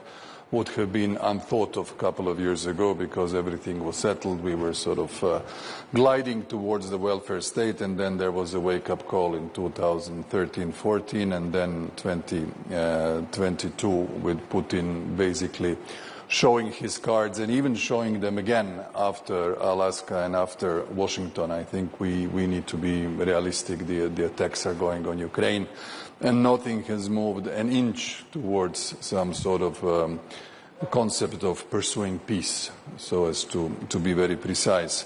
The new alliances which are being forged by the biggest, largest, most numerous and economically very influential powers, not to mention nuclear powers, is critically important for the West. I mean, we are still in the phase after the United States presidential elections, in the phase of consolidating the transatlantic relationship, which is bumpy. Bumpy in security, bumpy in defense, bumpy in terms of multilateralism, bumpy in terms of respecting the international law, and bumpy in terms of trade relations, especially with the tariffs that are on the agenda. So the West, since we are old, the West needs a consolidation. The slower the enlargement, the more influential other actors will become in all of the countries of the Western Balkans. We are all being polite, but when you look at the harsh political reality, you have North Macedonia blocked, you have Serbia under more than 2 years of biggest and strongest and the most serious internal unrests and demonstrations at the verge of the civil war. Bosnia and Herzegovina with Dodik overstretching for years whether he will separate or not, hop, he's out. This is where we are today with Banjska that left without a serious remark or articulation back in 23 by anybody in the European Union. We pretended it didn't happen. These are the realities of where we are. So I think we should be really sober about the enlargement and the changing global context. I'm very much in favor of the enlargement. I think all the countries are doing a fair share of effort to join, but they need to stabilize politically. The numbers of political support are not enough. We also had big support before we joined. If I went now to a referendum, 50-50. 50-50. The narratives have changed. There are so many false information that is being spread around, and people, unfortunately, in the context of the technological revolution, tend to trust false information quite a bit. So it's a perennial battle for us to win the narratives, and we should also be realistic. This is part of the enlargement. The other are Ukraine and Moldova, both under active or frozen conflicts, both under war or occupation of part of their territory. This is where we are. These are the two closest to Cyprus situation that we have had, except that the ongoing Russian aggression is still there. So the topic is important, but it's so strained with all of these elements that we have to be realistic. One thing we have learned through our enlargement is we need to be very realistic. Eddie. Very realistic. Oh, sorry, it's stronger than me now because he mentioned Alaska, and as I am haunted by something I told here about Putin and the time zones, it got in my mind something new about Putin's waste biological bag. You know about it, right? That wherever he goes, he has a waste biological bag to collect and bring home. And the reason why is because he collects proof that wherever he lands was historically Russia. Understand? So I want to go back 1 second to the joke, to the half joke and half truth about our 92% historically, because it's true, but in the same time, it was never our choice. So we were fully in with all empires, and the first empire that we have embraced because of our choice is European Union. And we are very devoted to it. And by the way, I don't think there is another country so far in Europe where you can have a campaign and you can run an election exactly on that, on the EU. And the reason why we won big this time, I think, was very much connected to the EU pledge and to the call for all the people to gather around the flag and bring the flag in EU. Now, I was before in another room and in another talk, and someone from Slovenia said to me, "You are doing great, but be careful for what you wish, because we are in EU and it's not going well for us." And I told them, listen, you are in such a good place in Slovenia that if we go through the list of things you have and we would wish to have, it's huge. Are you absolutely sure? But there is one thing in the list where we beat you, which is optimism. You are quite depressed here, you know? And, you know, because it's so perfect, it's so beautiful, and you are really scared that who touches something will do something wrong, you know? While in Albania, there are so many things we need to continue to improve and to adjust that it's just the drive. And secondly, to your question about what's happened in China, here comes the part that has nothing to do with our negotiations, but has to do with me as a European, free European. I believe that Europe should have been there.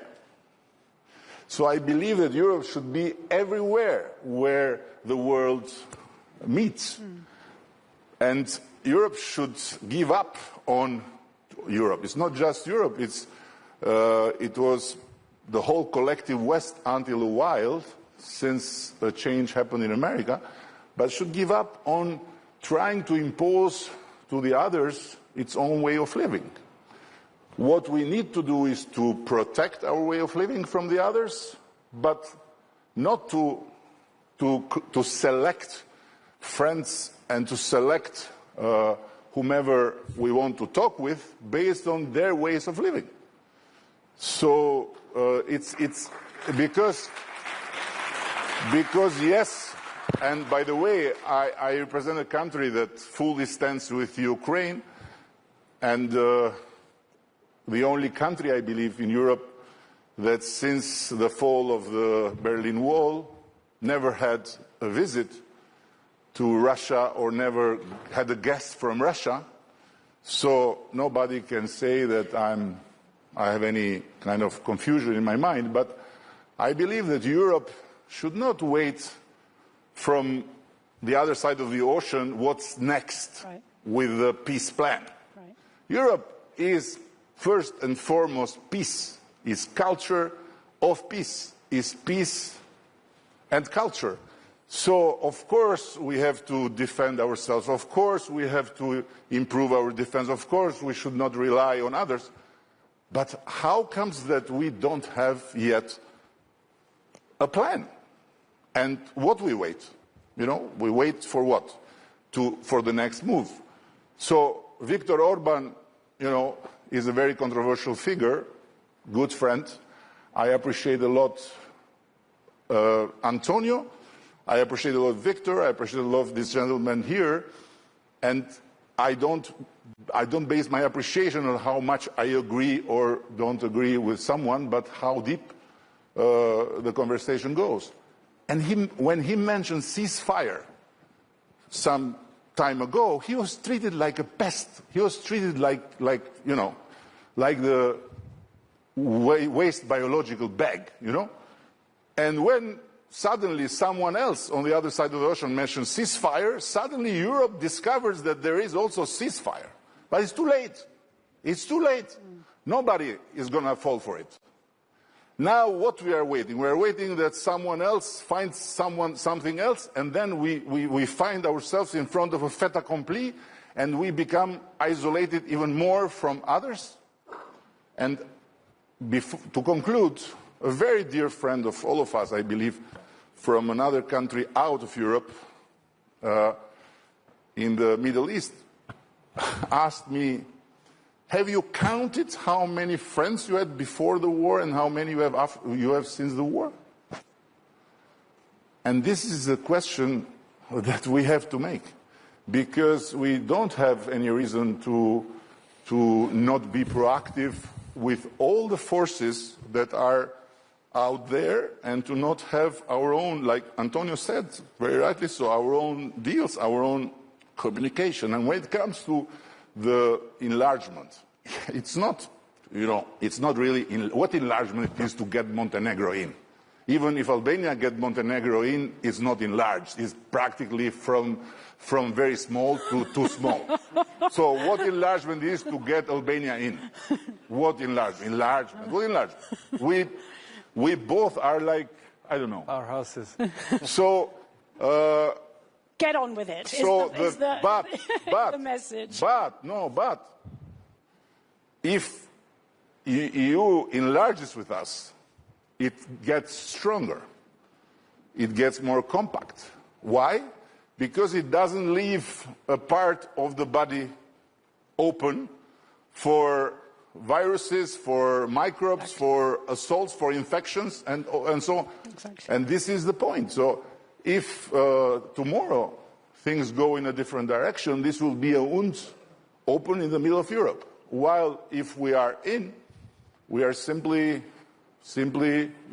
closing a space where from a very little space it can become a big problem. And we are the only reality in the history of geography, I believe, that I'm talking wrong like an Italian. I have to prove you wrong, so we are the only reality in the history of geography to have two borders. I mean, the European Union has two borders. One outside border, like everyone else, and one inside border. And within the inside border is me and him, Now, what enlargement? Close this, get rid of this inside border. Single market, we entering in a single market will be China or Japan threatening Europe. Bring us in. Thank you, Eddie. And we bring some fun.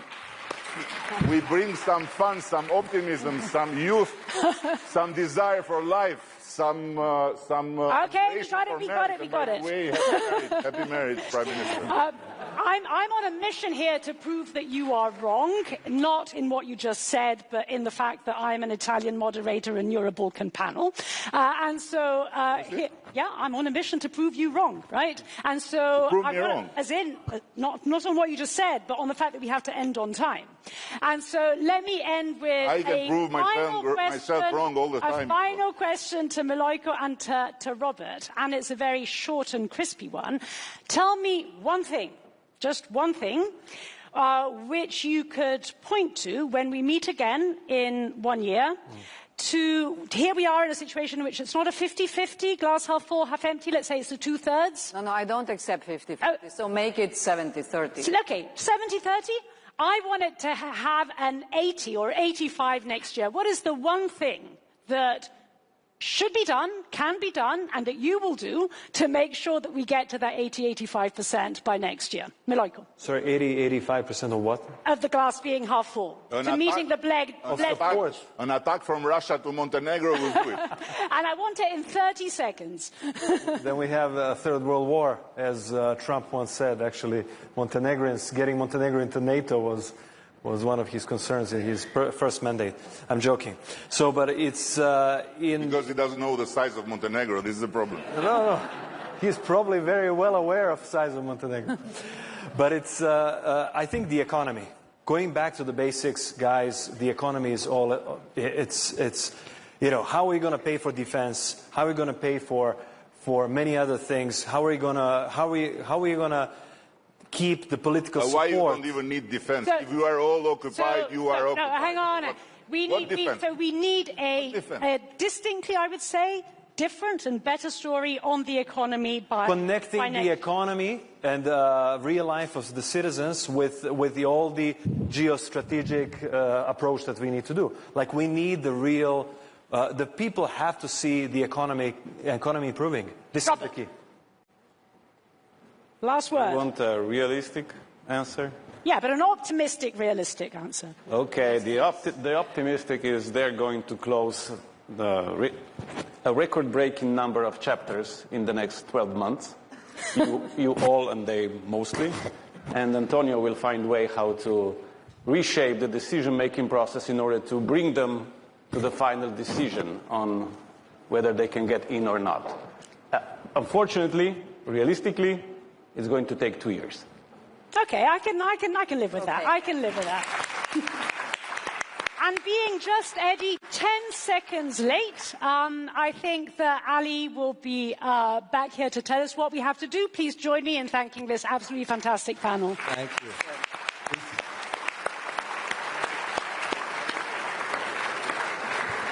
You see how much he misses me. Look. I do miss you, Prime Minister. Yeah, it's always good to see you. Next year, perhaps we'll be back on stage together, Prime Ministers, Commissioners. First of all, thank you so much for a very thoughtful and very thought-provoking discussion. Hopefully, at the very latest, in 2 years of time, we'll have these two gentlemen here as full-fledged members of the European Union. Thank you, Natalie, for your moderation, for finishing on time. Ladies and gentlemen, before I let our esteemed panelists go and leave those uncomfortable chairs, let me just point out very quickly before we take a quick break, please don't stray too far because we have another highlight for you, a one-on-one with EU High Representative Kallas, where perhaps many of the issues that you have laid forth will be picked up again. Prime Minister's Commissioner Natalie, thank you so much. This is your applause. Much appreciated. Really nice. Thank you. Yeah.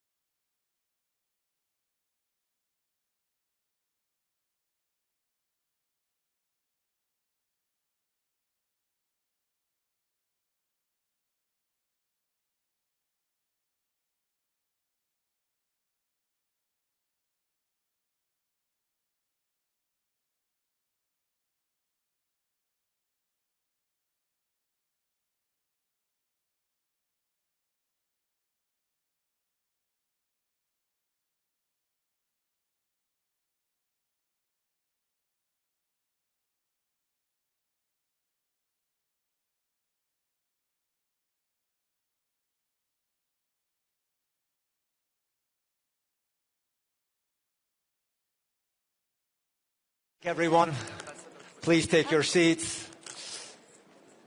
We are here once again at the 20th anniversary of the Bled Strategic Forum. And I think I speak for all here when I say this has been a very powerful, very moving, very thought-provoking opening of the 20th anniversary of the Bled Strategic Forum. And we're going to continue in style. Very, very delighted to welcome to the stage a woman who is very much at the forefront of shaping EU foreign policy. Delighted to have her with us here at Bled today. Ladies and gentlemen, the EU High Representative and Vice President of the European Commission, Kallas, ladies and gentlemen.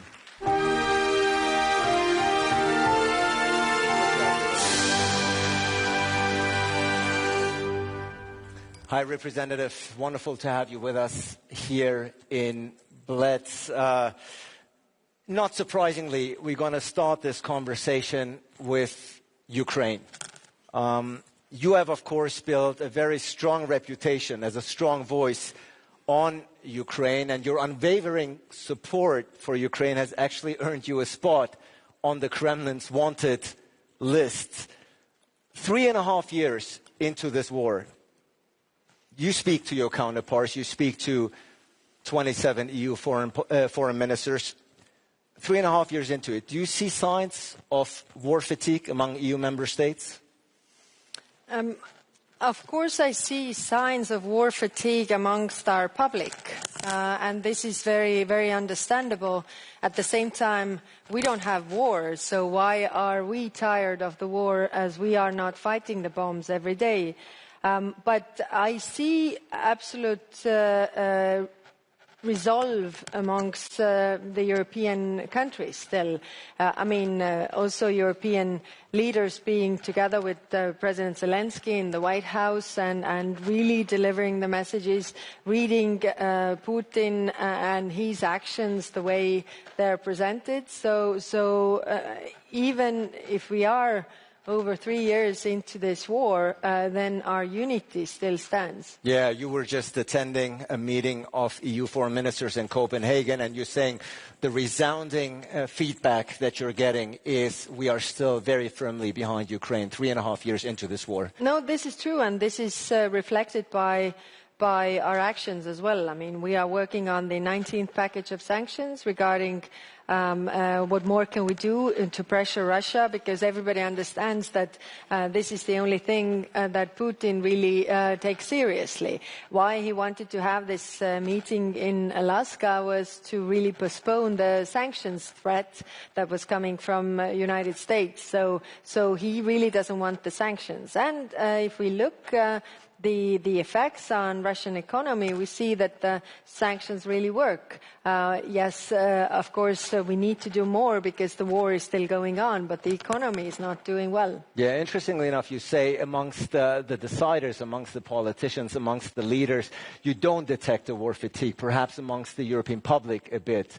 Interestingly enough, there's a very recent Gallup poll, which I'm sure very familiar with, which states that 69% of Ukrainians want a negotiated end to the war as soon as possible, as opposed to 24% who want to continue fighting until victory. So war fatigue is not just a European issue. Clearly, it's also very relevant and pertinent amongst the Ukrainian public. I mean, this is, they are living under bombs every day. 3.5 years under bombs. You want this to stop.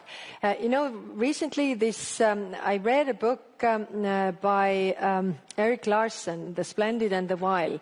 It's about Churchill and his family under the bombardment of Nazis and the London bombardment. And also the parallels that we have today with this is really, very much the parallels are there.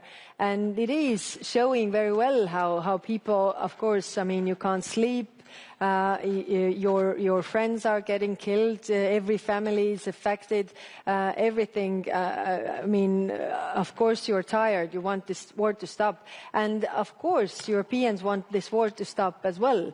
But what we want is that this is stopped for good, not that there's a pause so that Russia can gather itself and then move on a larger scale like we did or like we saw with the Minsk agreements and then the attacks that came later on. So that is what we want. And I didn't say that there is no fatigue amongst the leaders. There is still, I mean, they are all democratically elected leaders. And of course, democratically elected leaders are bound to the public's opinion as well and very much tied to what the public is feeling. Of course, they have to take the temperature at the end of the day of what the public wants. Interestingly enough, coinciding with these numbers I've just shared, there are diplomatic efforts now underway, very much led by Washington, very much led by the US President Donald Trump. How do you evaluate Donald Trump's diplomatic efforts up until now?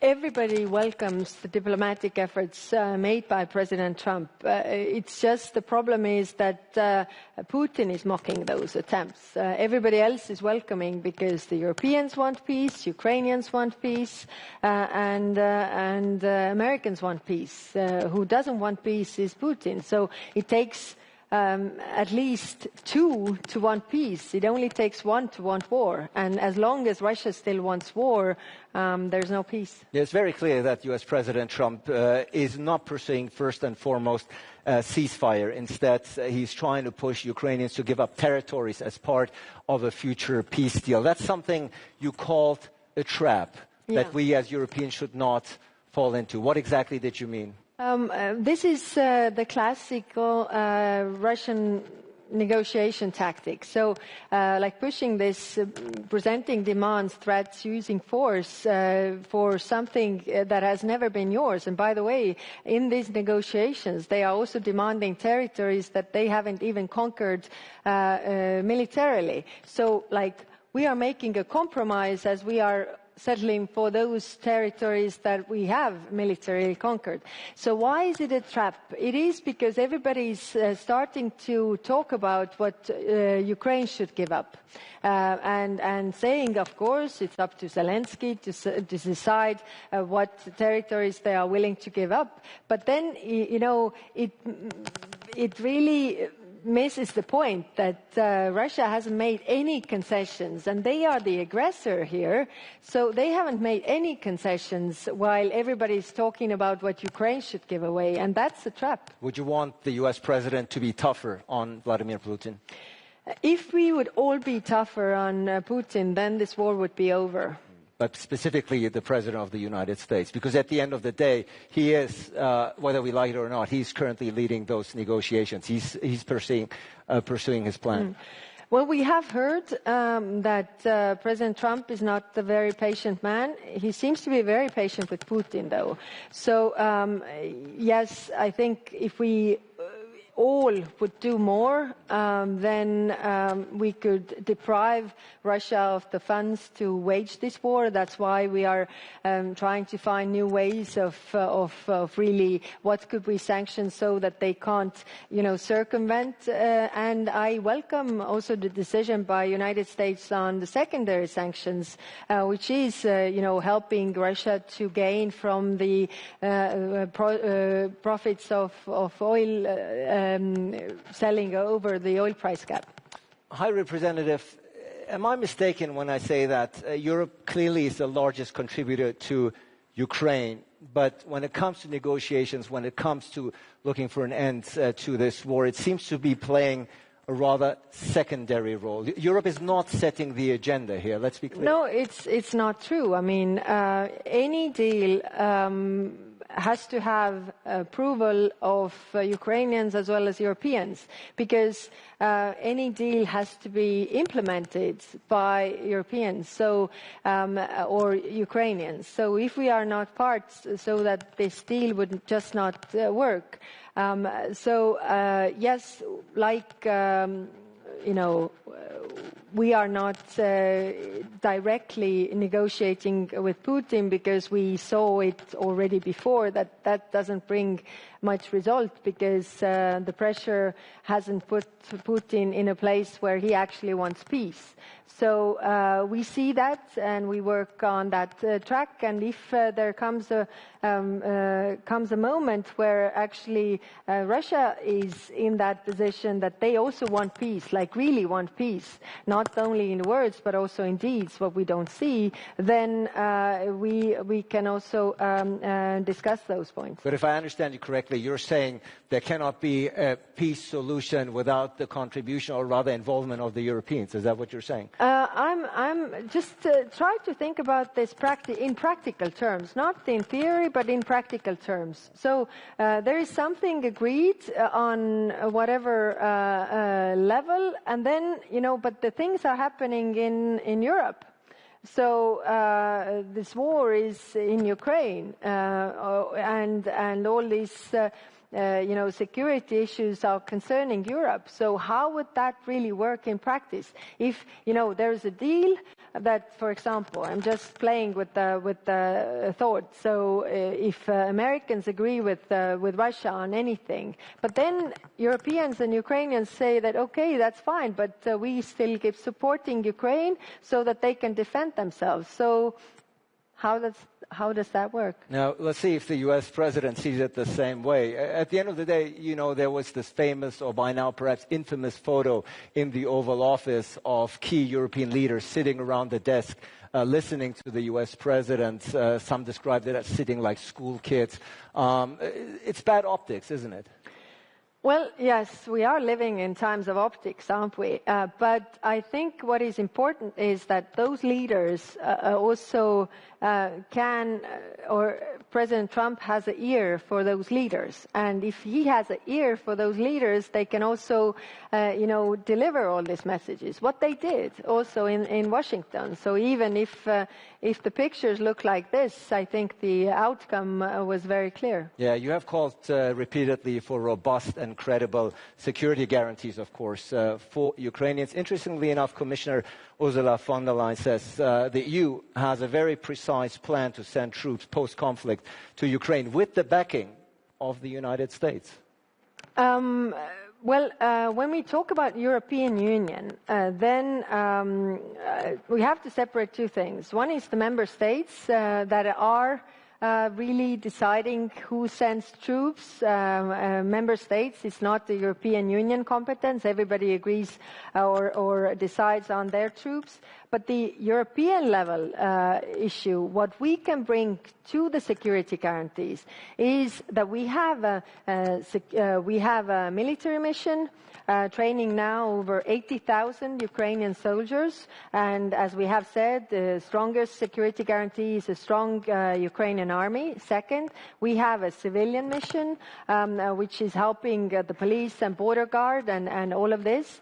We can expand those mandates so that they can help Ukraine more. And the third is the support to Ukraine defense industry. So these are the European Union level issues, what we can bring to the security guarantees and what we have also emphasized. But when it comes to troops, then all the member states are deciding themselves, and of course these discussions are ongoing in the coalition of the willing. Yeah, there seems to be positive signs coming from Washington that the U.S. will be involved in some form of security guarantees, but the U.S. president is known to have changed the stance once or twice.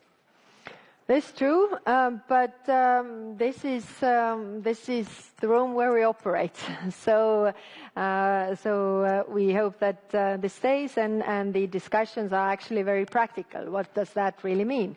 What the Americans are saying, that Europeans should have a lion's share of the security guarantees. So it is a bit chicken and egg issue when we have the discussions. For example, on Friday we had with defense ministers of Europe, and some are saying that we are only coming if there is American backstop, but the Americans are saying that we are coming if you are providing the main. So we have to get everything ready on the decision making levels so that we are ready if those security guarantees are really needed. But I want to emphasize that we are not there because Putin clearly does not want peace. Yeah, and speaking of Putin, there was talks that there may be direct talks between President Zelensky and President Putin with attendance of the US president.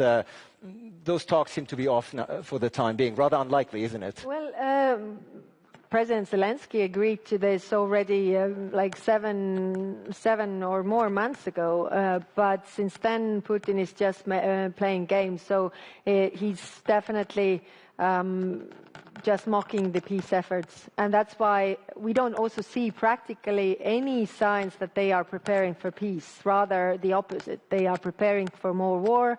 We have winter coming. We see that they are preparing attacks on civilian infrastructure, energy infrastructure, to cause as much pain as possible, and that's why we need to prepare as well. You've already mentioned that Europe is preparing for its 19th sanctions package, but of course it must be approved unanimously by EU countries. Hungary might be proving a stumbling block, as it has in previous years. And you've also talked in Copenhagen about granting Ukraine billions of euros of aid from frozen Russian assets, also something that the Hungarians are not looking warmly upon. How are you going to break the Hungarian blockade here? Well, first, we have 18 packages of sanctions where Hungarians are also on board, so we should not forget that. Of course, every time is hard. It's very hard discussions. It's getting harder all the time. I don't deny that. But they're still on board. When it comes to the frozen assets, then we had a very frank and open discussion with the ministers. And there are legal issues, there are worries for those countries who have a large share of those issues. So I think what is important right now is to really think about the exit strategy. Because again, if there is any kind of peace agreement in place, then we can't possibly imagine, and we have a European Council decision saying that those assets cannot be returned unless Russia pays compensation for the damages. So we need to work on the day after and the exit strategy, because we can't possibly imagine that all these damages that Russia is causing by bombing Ukraine will be paid by our taxpayers. It should be Russia who pays. Moving forward and looking forward, High Representative, is there a clear EU position on what a politically acceptable end to the war in Ukraine looks like? Or are you essentially outsourcing this decision to Kiev and Washington? Well, Kiev is under attack. Europe is not. So it is up to them to say. And otherwise, we would be also in this position where we are actually talking for Ukraine.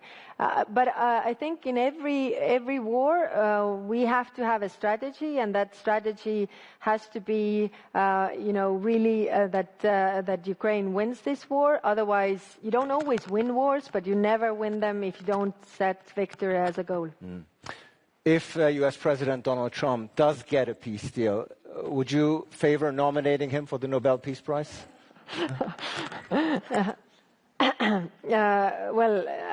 Fortunately, I'm not the one who is making those applications. So. You can nominate. Everybody's free to nominate. I understand there are plenty of people who have done that already, so fine. Well, but from what I'm gathering, peace is still far way off from what I'm gathering from your remarks. Well, it's not only remarks. Look at the news. So the reality on the ground. The reality that Putin is not preparing for peace, but for more war. Yeah. Let's turn towards the Middle East, if we may, where the humanitarian situation in Gaza continues to deteriorate. By the way, we're going to have a very high-level panel on Ukraine later on, right after this, that takes a deep dive. But the EU was very quick, and you've pointed it out also here on stage. The EU was very quick and unified in condemning Russia's invasion of Ukraine. But there's some critics who say that the EU has not demonstrated the same unity or clarity in Gaza and accuses the EU of double standards. Is that an accusation? Is that a criticism that you perceived to be fair? Well, this is true that we haven't been united on the Middle East and on Gaza. This is, huge frustration that we have not been able. And why? Because we have 27 member states, and when it's regarding Ukraine, we have a common position, whereas regarding what is happening in the Middle East, we have countries, different reasons, some historical reasons, some other reasons, and I'm pushing all the time very hard, because I also feel that it's credibility of the European Union, that it's at stake, that we have to be, unified in this response. But what I don't agree is that we haven't been active. I think if you look globally, we are the most active on that file. We are constantly pressuring Israel. We are the biggest givers of humanitarian aid. We are the biggest supporters of Palestinian Authority. 1.6 billion euros we are giving to Palestinian Authority from 2025 to 27, so next 2 years. We are the ones keeping the two-state solution alive, and many member states are doing very good work on this. So there are positions where we are unified. First, immediate ceasefire and release of all hostages.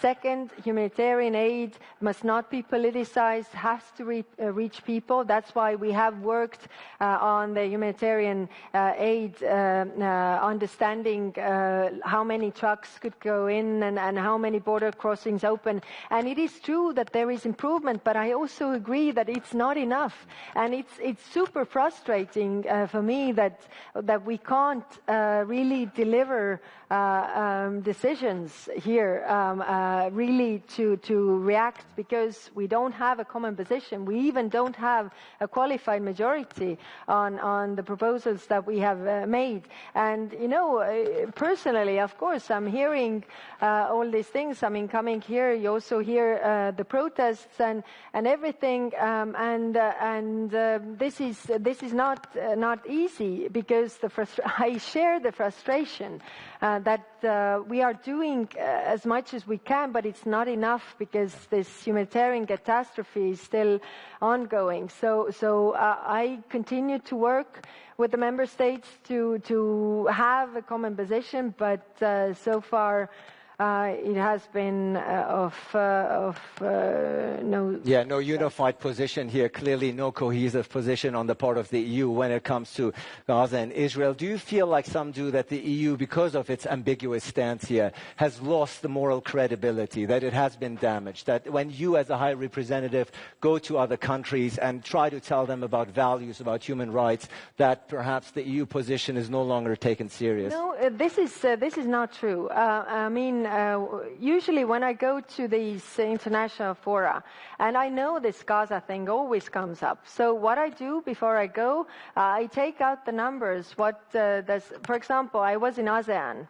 So going to ASEAN, all the ASEAN members, and very big countries in terms of population, some richer, some less rich, but a lot of people at least there. So I know that this accusation comes. Yeah. So what I do, I take the numbers of the humanitarian aid, of the support for Palestinian Authority, and then compare them. And for example, when I say that humanitarian aid, we have been given over 500 million euros, 1.6 billion to Palestinian Authority to keep the Palestinian state alive and two-state solution, and ASEAN at the same time 40 million for the whole of ASEAN. So I always say this, that if you accuse us of double standards, you should also put your money where your mouth is, because we are really, really trying. And I'm not using this as an excuse. I'm not saying that we shouldn't do more. Yes, we should, because the situation is catastrophic.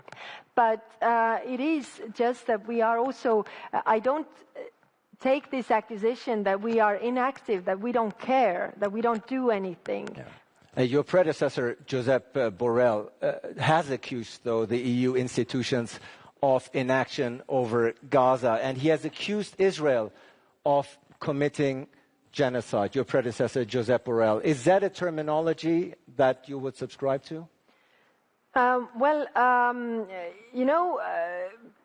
Over the summer, and actually quite long time, to improve the situation on the ground. That was the agreement with the foreign ministers, where everybody agrees that we have to help the people on the ground with humanitarian aid, so that there wouldn't be famine, so that people would get help and everything. That requires me to talk to the Israelis. And that's why I have to talk to both sides. I talk to the Palestinians, I talk to the Israelis, and I do this with the mandate of 27 member states. What are the Israelis telling you? Well, with the humanitarian understanding, we reached a point where, compared to some months ago, there is more trucks getting in. There are more border crossings open than before. They have prepared the electricity and water pipelines. But there seems to be no visible improvement on the ground. Yes, it is not enough. That I'm telling you, it's not enough. But we have still achieved something. I agree, it's not enough, but it's something. So without really talking to them all the time, without pressuring, for example, the international NGOs, I mean, they wanted to have, this 9 of September, basically all those kicked out. So we managed to call this off, and with the Israeli government, it's extremely difficult. And my frustration comes also from the fact that we are not successful enough. But are we then more successful if we don't talk to them, considering that Israelis' relation with the American administration is totally different, and Americans have the leverage over what Israel does or doesn't more than us. So we try to help on the humanitarian track. And I agree with you, it's not enough. Yeah, and you certainly pointed out that there is a lack of cohesion when it comes to the European position in Gaza. You made that very clear. A group of 8 EU countries, led by France and including our host country here today, Slovenia, of course, have said that they will formally recognize a Palestinian state at the upcoming UN General Assembly this month.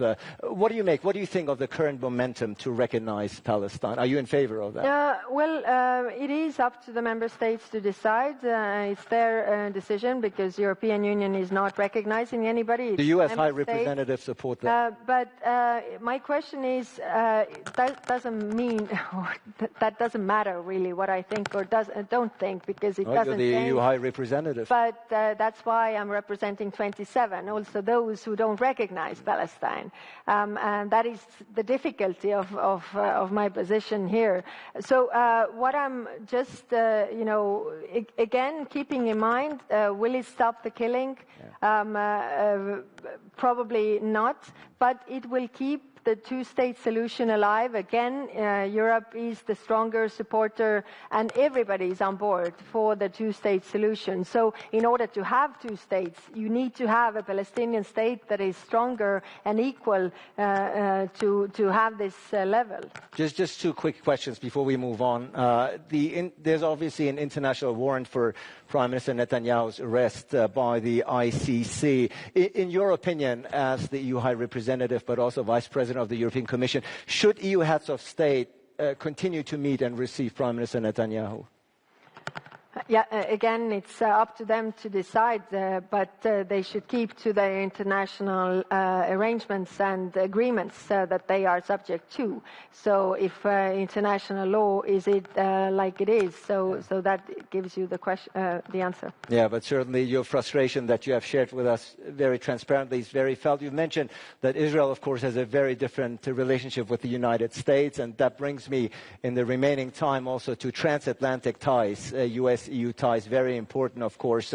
How would you currently characterize the current state of EU-US relations under Donald Trump? The EU has agreed, obviously, to 15% tariffs on EU exports to the US, a deal that some critics have said give the impression of weakness and submission to Donald Trump. What do you make of this? Well, United States is still our greatest ally in terms of, and also biggest trading partner. We have been very clear that we think that the trade wars, nobody benefits from the trade wars, really. We didn't want this, like all the rest of the Europe, not European, but also globally, the countries don't want the trade wars. I think eventually clients, customers, people will end up paying more. Which is not good. So definitely, our relationship with the Americans is in change because of the new administration. But we are still very strong allies. Have we always seen eye to eye in everything before? That's also not true. So what is important that we still stand for our interest as well. And Europe, of course, in this context, still very much heavily depends on NATO and the US for hard security, of course. So that's a almost indispensable relationship for the time being, at least until the EU actually figures out how to put the terminology of strategic autonomy into reality.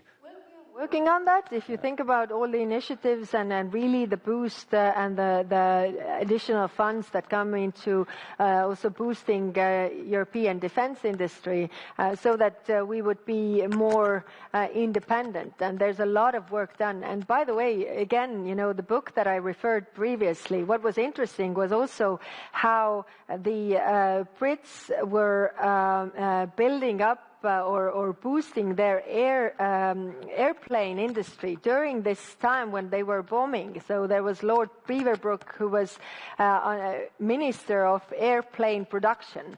And really, and I was reading this and thinking that,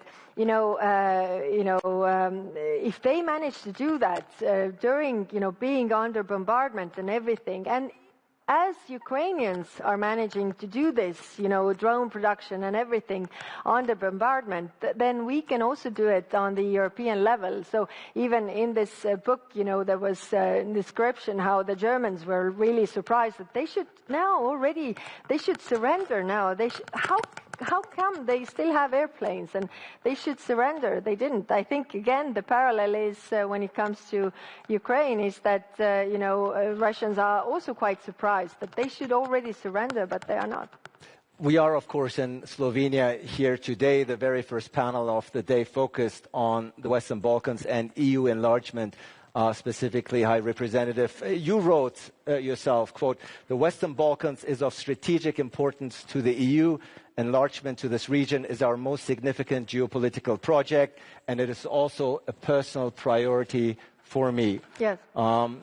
You feel strongly about it, about EU very enlargement? Strongly, and I must say also that Commissioner Marta Costa is doing a great job. Is really dedicated, and I think we are a good team in this. And I really do believe that with this hard work, we can show results in this 5 years that we are in office. That we can move with the enlargement, so that actually, we put also the enlargement in action. Yeah, the preceding panel here spoke about the possibility, perhaps, that within the next couple of years, Montenegro and Albania becoming full-fledged EU members. Is that something you would support? Yes, they are quite far, and as it is a merit-based process, then we really need to move on. And also all the worries that we have on the European side, I always try to bring the examples that actually it's also in our interest that the Western Balkans are with us, but also in terms of prosperity.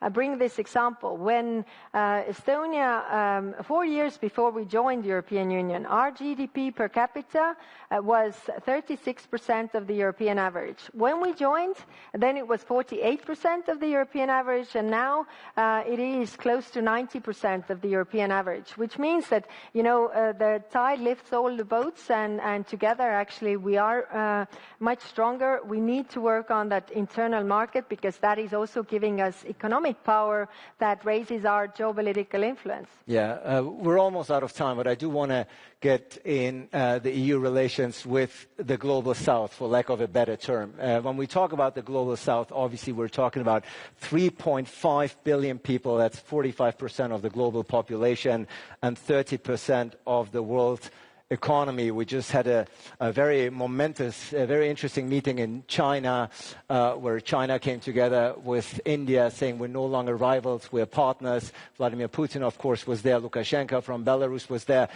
The party that wasn't there was Europe and the Western world. Aren't we invited? Well, not to that party, but we are invited to a lot of other parties, including with those partners. Well, that's a pretty important party. But no, it is. I mean, for example, India, is also looking for ways